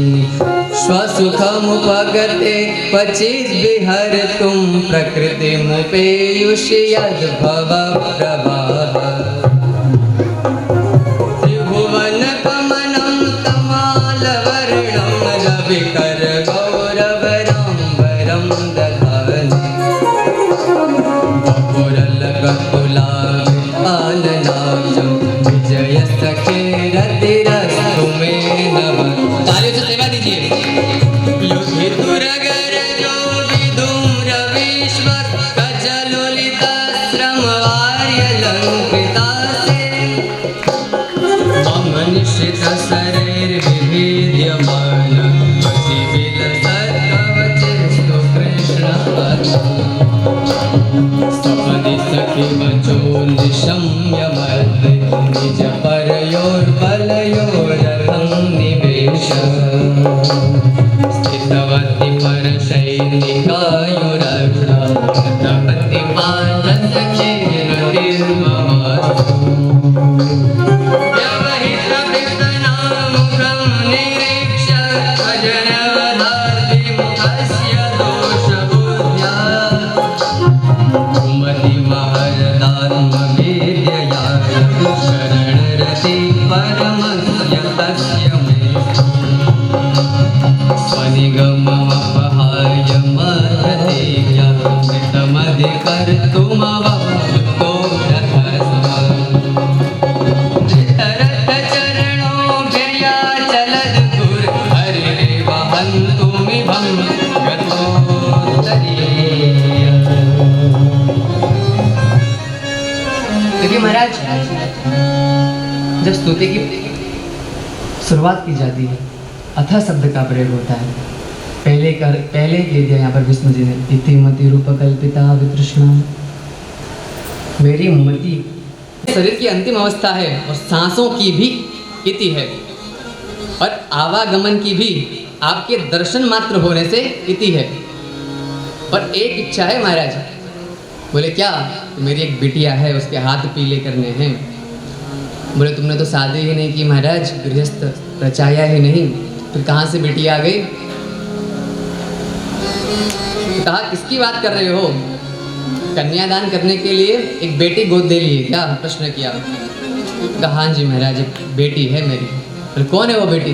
बोले मेरी मति ही मेरी बेटी है। अब देखिए, बेटी हो तो पिता को चिंता रहती है कि मेरी बेटी जो है अच्छे घर में जाए। और किसका अन्वेषण करते हैं पिता पुत्र के लिए? वर का। वर शब्द का अर्थ क्या होता है? श्रेष्ठ। अब मुझे मेरी पुत्री का कोई श्रेष्ठ वर ही नहीं मिल रहा है, तो मैं क्या करूं? देखिए, वर का नाम जो है उसका अर्थ जो है वो तो होता है श्रेष्ठ। अगर वर नामानुसार न हो, यथा नाम तथा गुण न हो, तो फिर आनंद नहीं है। ये मति ही मेरी पुत्री है। एक मति ही है जिसका कोई पति समझ में नहीं आ रहा है, तो क्या करूं? ये मति वितृष्णा, मेरी मति निर्मल, तो पति भी निर्मल होना चाहिए। लोगों की मति कैसी होती है? किसी को पुत्र प्राप्ति की इच्छा होती है, किसी को वित्त प्राप्ति की इच्छा होती है। तो मति कलुषित होती है। तो मति कैसी होनी चाहिए? वितृष्णा होनी चाहिए। तो मेरी मति को आप अपनी श्रीमती बना लीजिए। और कहा मेरी मति आपकी बनेगी श्रीमती, तो आप बनेंगे इसके पति, आपके चरणों में करने लगेगी रति, फिर मुझे मिल जाएगी सद गति।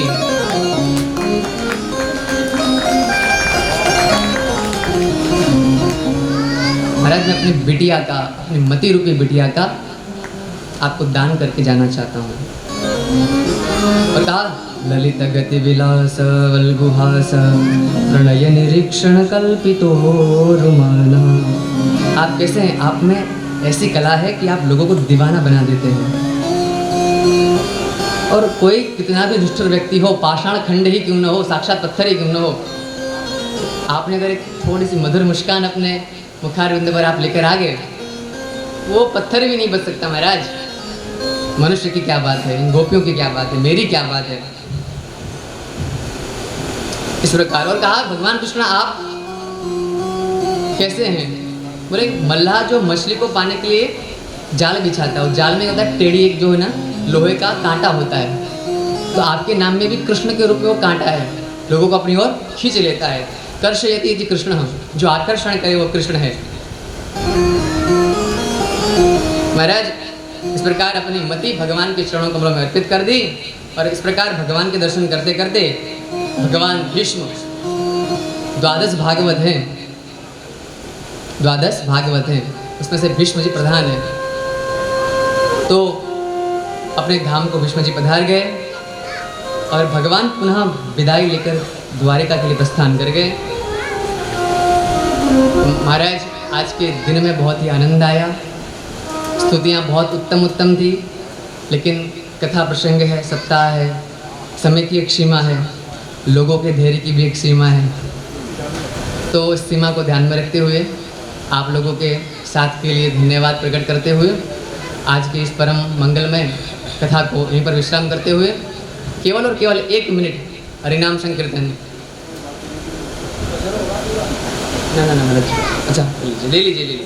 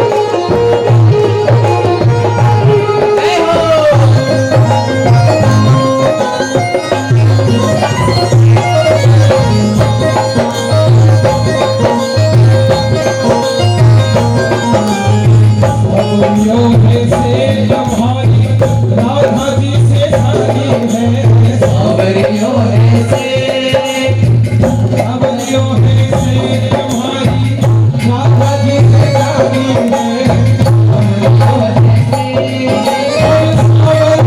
है से तुम्हारी राधा जी से तालियों से सेवा कीजिए, गाइए सबके।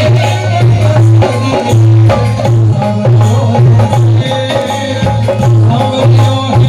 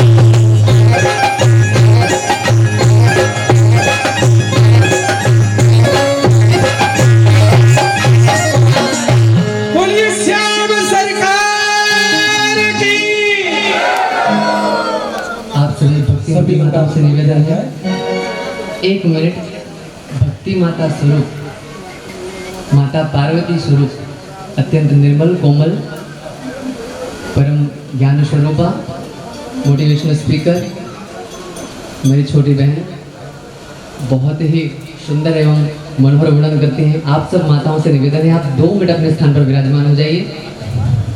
बहुत ही अच्छा इनका ज्ञान है, सेवा है, पामिश भी है, एस्ट्रोलॉजी बहुत अच्छी करती है। वयं नमः।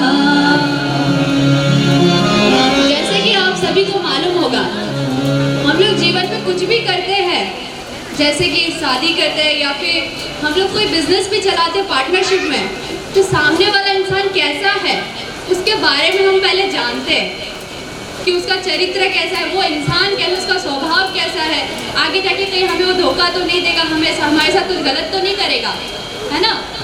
तो अभी सभी लोग बोलते हैं कि भक्ति करनी चाहिए, भक्ति करनी चाहिए, भगवान की आराधना करनी चाहिए, भगवान की सेवा करनी चाहिए। तो भगवान का वास्तविक रूप क्या है? सत्य, चित और आनंद। सत्य जो कभी चेंज नहीं होता।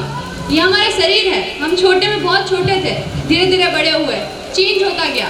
अभी चेंज हो रहा है, मतलब ये सत्य नहीं है, ये जो है इमेजिनेशन है, मतलब एक भ्रम है जो हमें सत्य लग रहा है। जैसे कि आईने में हमारा सूरत दिखता तो है, लेकिन क्या हम वास्तविक में आईने में है?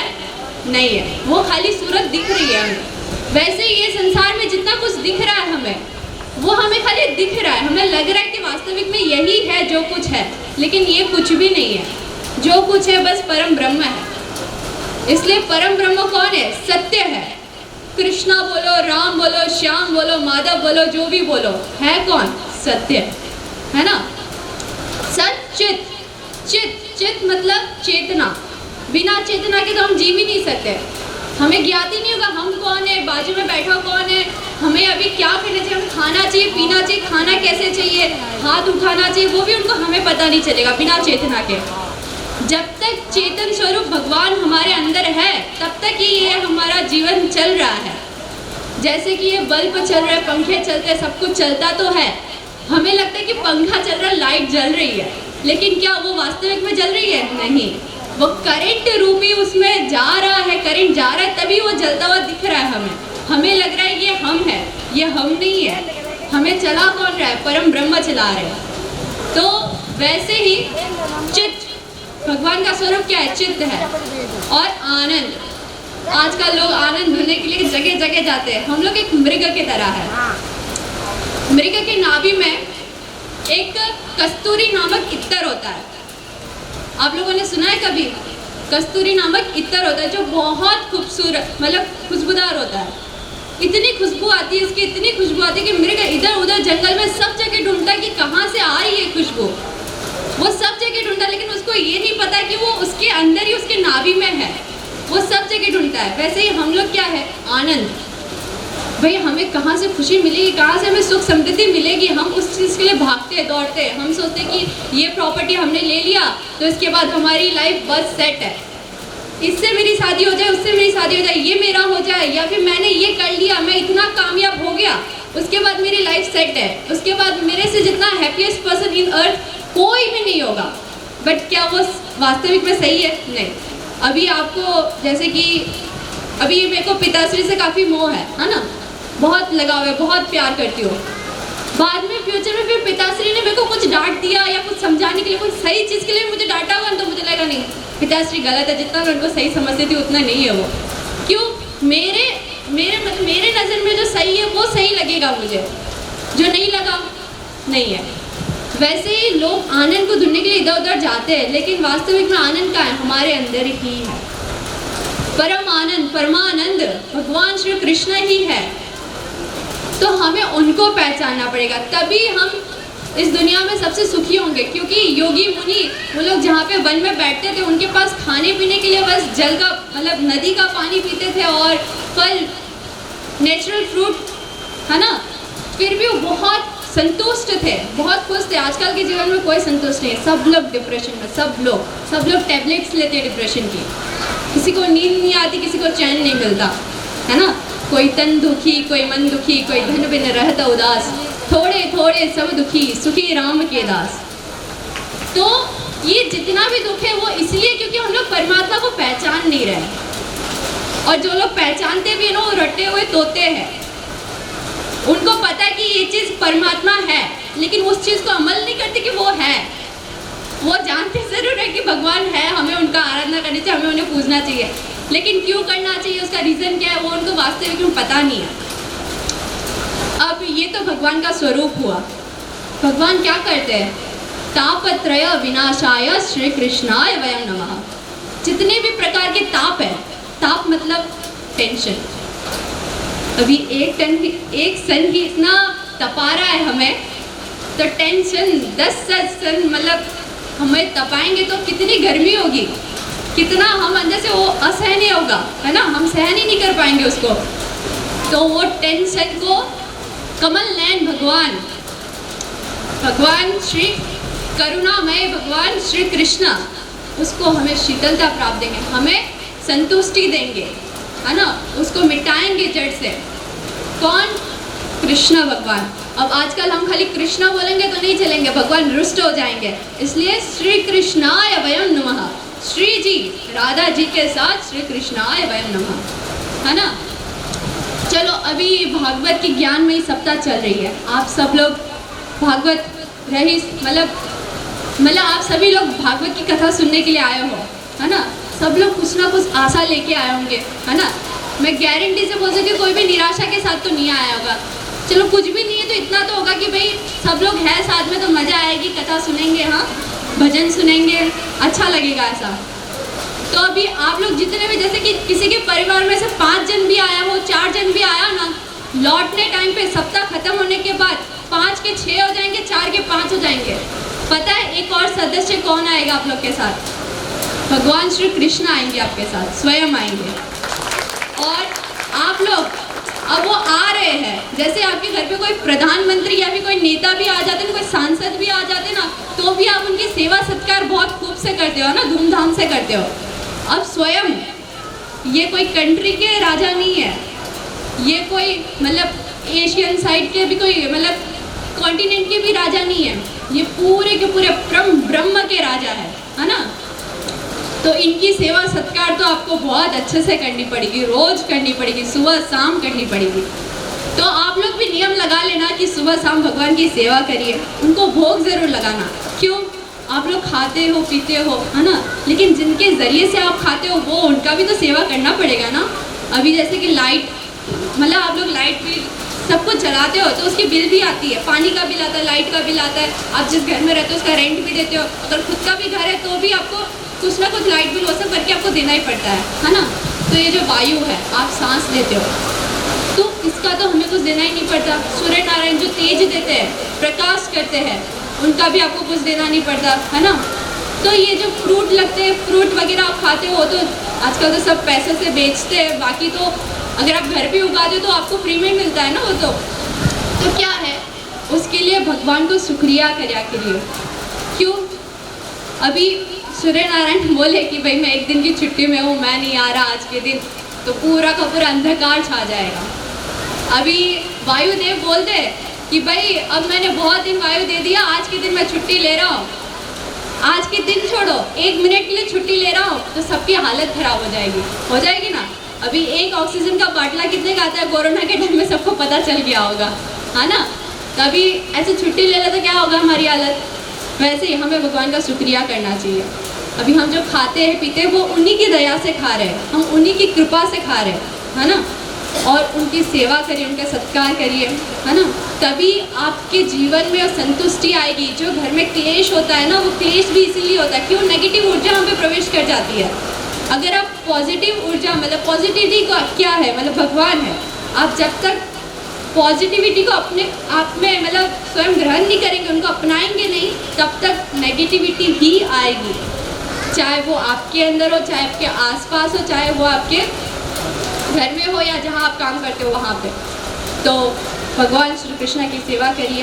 अब कृष्णा को करिए आप, या आप स्वामी नारायण को मानते हो स्वामी नारायण को करिए, है ना। राम जी को मानते तो राम जी को करिए, जिसको मानते हो उनको करिए, लेकिन करना ज़रूर। और अभी आप कथा सुन रहे हो। भक्ति के 9 लक्षण होते हैं। क्या? श्रवणं कीर्तनं विष्णु, स्मरणं पादसेवनम्, अर्चनं वन्दनं दास्यं, सख्या आत्मनिवेदनम। श्रवणम, सुन रहे हो अभी आप लोग? क्या कर रहे हो? भागवत को सुन रहे हो। श्रवणम कीर्तनम, कीर्तन भी किया आप लोगों ने।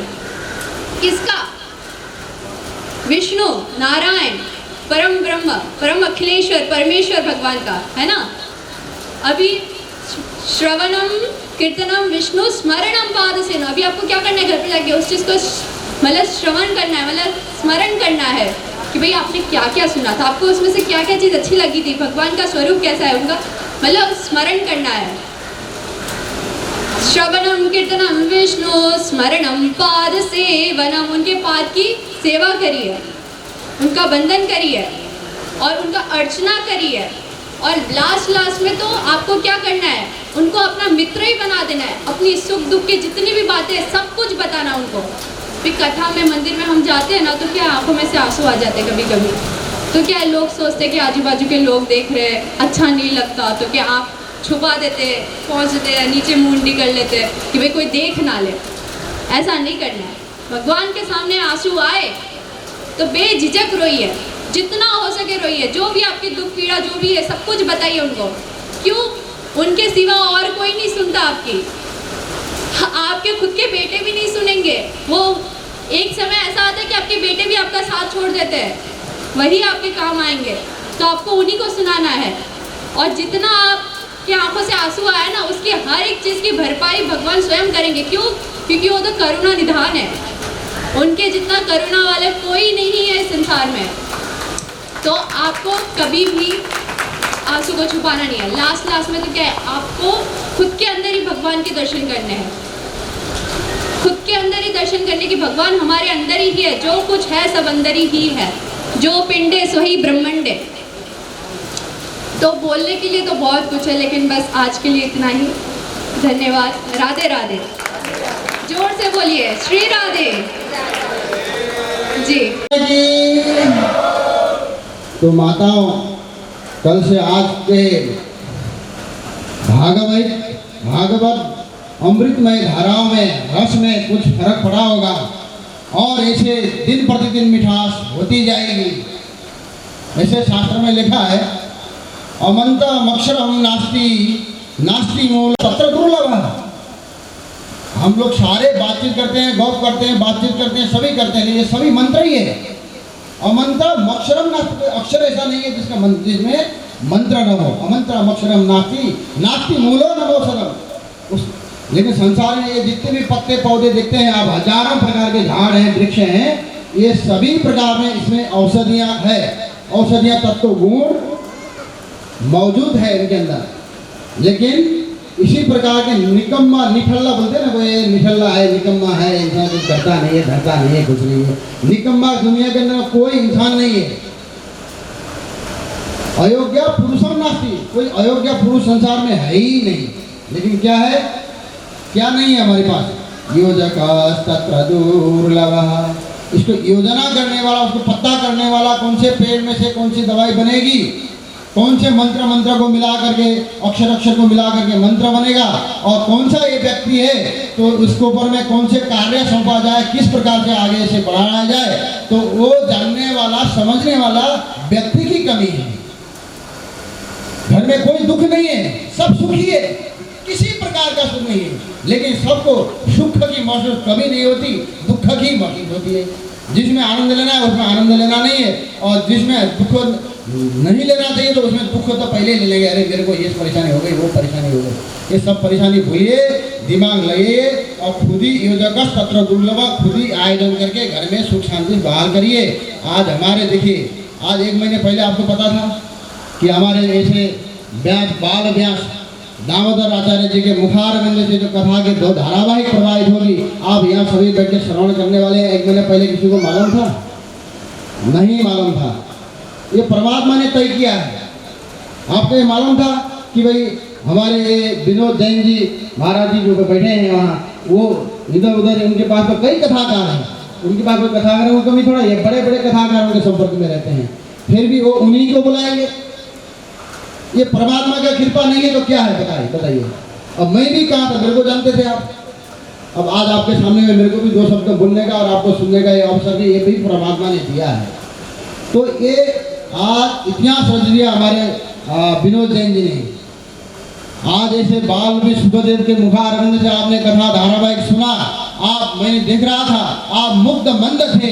तो कल जाके भविष्य में ये धर्म, हमारे वैदिक सत्य सनातन धर्म की रक्षा के लिए जो करना पड़ेगा, ऐसे बाल सुखदेव हमारे करेंगे कि नहीं करेंगे। तो धर्म ने कथा को 1 बजे समापन किया और मैं ज़्यादा करूँगा तो आप बोलेंगे आप थका दिया। तो इसलिए मैं कल में थोड़ा सा एक श्लोक बताया था शिवतांडव का, थोड़ा सा आज 2-3 श्लोक उसमें से मैं बोल के फिर अपनी वाणी को यहीं विराम करता हूँ। गतम पापम गतम दुखम गतम दारिद्र्यमेव च आगता सुख संपत्तिम धन्य हो तव दर्शनम मंत्राणा सफला संतु पूर्णा संतु मनोरथा शत्रुणा बुद्धिना स्वस्तु मित्राणा उदयस्तवः। आप सभी के जीवन के अंदर में आज, क्योंकि मैं यहाँ से विदा लेने वाला हूँ, मेरा भी कार्यक्रम है अहमदाबाद में और 3 अगस्त से 9 तक अहमदाबाद में मेरी भी परमात्मा की कृपा से कथा का गुणावान करने का मुझे भी अवसर है। अभी भी दूसरे कोई कार्यक्रम के लिए मैं आज जा रहा हूँ, कल से शायद मैं नहीं मिल सकूँगा, यहाँ आ नहीं सकूँगा। तो इसलिए मैं आप सभी को शुभकामना प्रदान करता हूँ कि आपके जीवन में सुख शांति समृद्धि धन धान्य आरोग्य ऐश्वर्य की प्राप्ति हो, दुख दारिद्र्य कष्ट जरा पीड़ा रोग आदि सभी दूर हो, समाज में मान प्रतिष्ठा यश कीर्ति मिले, दिन प्रतिदिन प्रगति था उन्नति के मार्ग में आपके कदम आगे बढ़ते रहे। भागवत भगवान लक्ष्मी नारायण राधा कृष्ण भगवान आपको यशस्वी तेजस्वी ओजस्वी आयुष्मान कीर्तिमान आरोग्यवान ऐश्वर्यवान धनवान पुत्रवान प्रपत्रवान आदि बनाए यत्र सर्वत्र बाप के विजयी हो। माता रानी जगदम्बा भवानी सरस्वती स्वरूपिणी काली महाकाली दुर्गा भवानी शिवा आपके मनवाणी में विराजमान होकर के आपके जीवन का मार्गदर्शन करे, अच्छे मार्गदर्शन करे, अच्छे मार्ग पर चले, घर में सुख शांति बनाए रखे, पुत्र पुत्रादि में भी प्रेम भावना उत्पत्ति हो, बाप बेटे में हो प्रेम भावना उत्पत्ति हो और सासू बहू के अंदर में भी प्रेम भावना उत्पत्ति हो। इसी कामना के साथ गर्व सर्व मंगल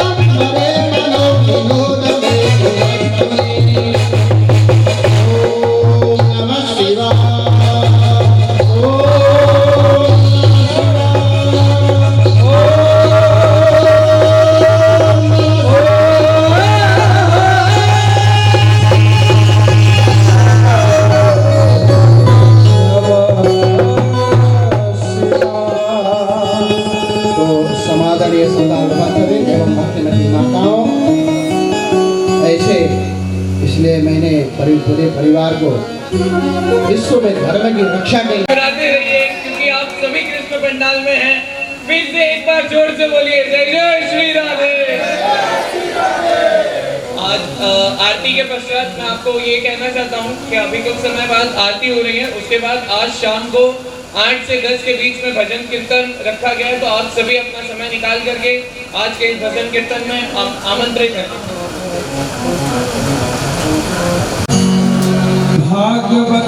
भगवान की है आरती, पापियों को पाप से है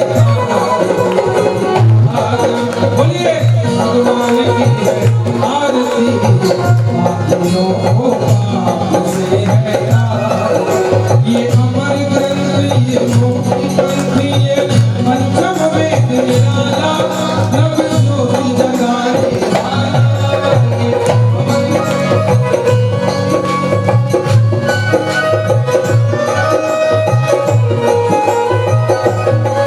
हरि नाम यही, हरि नाम यही, हरि नाम यही, हरि नाम यही, जग के मंगल की आरती, पापियों को पाप से आरती, भगवान की आरती, पापियों को पाप से। ये शांति के पावन पुण्य, पापों को मिटाने वाला, हरि दर्श कराने वाला।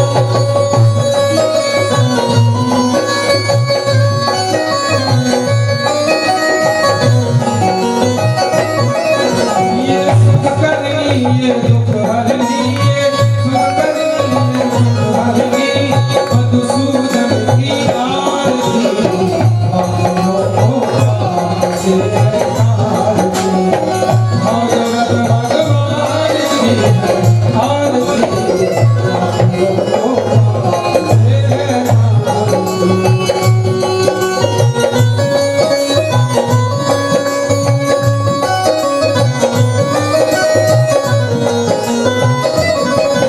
ये मधुर बोल जगखंड खोल, सन्मार्ग दिखाने वाला, बिगड़ी को बनाने वाला।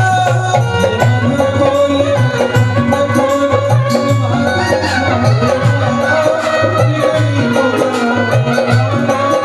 श्री राम यही घनश्याम,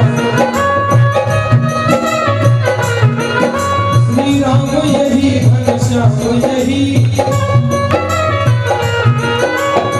महिमा की आरती, पापियों को पाप से है आरती, भगवान की है आरती, पापियों को पाप से है आरती। कर्पूर गौरम करुणावतारम, संसार सारम भुजगेन्द्रहारम, सदा वसन्तं हृदयारविन्दे भवानी सहितं नमामि। त्वमेव माता च पिता त्वमेव, त्वमेव बन्धुश्च सखा त्वमेव, त्वमेव विद्या द्रविणं त्वमेव, त्वमेव सर्वं मम देवा। बोली भागवत भगवान की जय, पूज्य व्यास जी महाराज की जय, सालासर हनुमान जी महाराज की, राघवेंद्र सरकार की, वृंदावन बिहारी लाल की जय जय।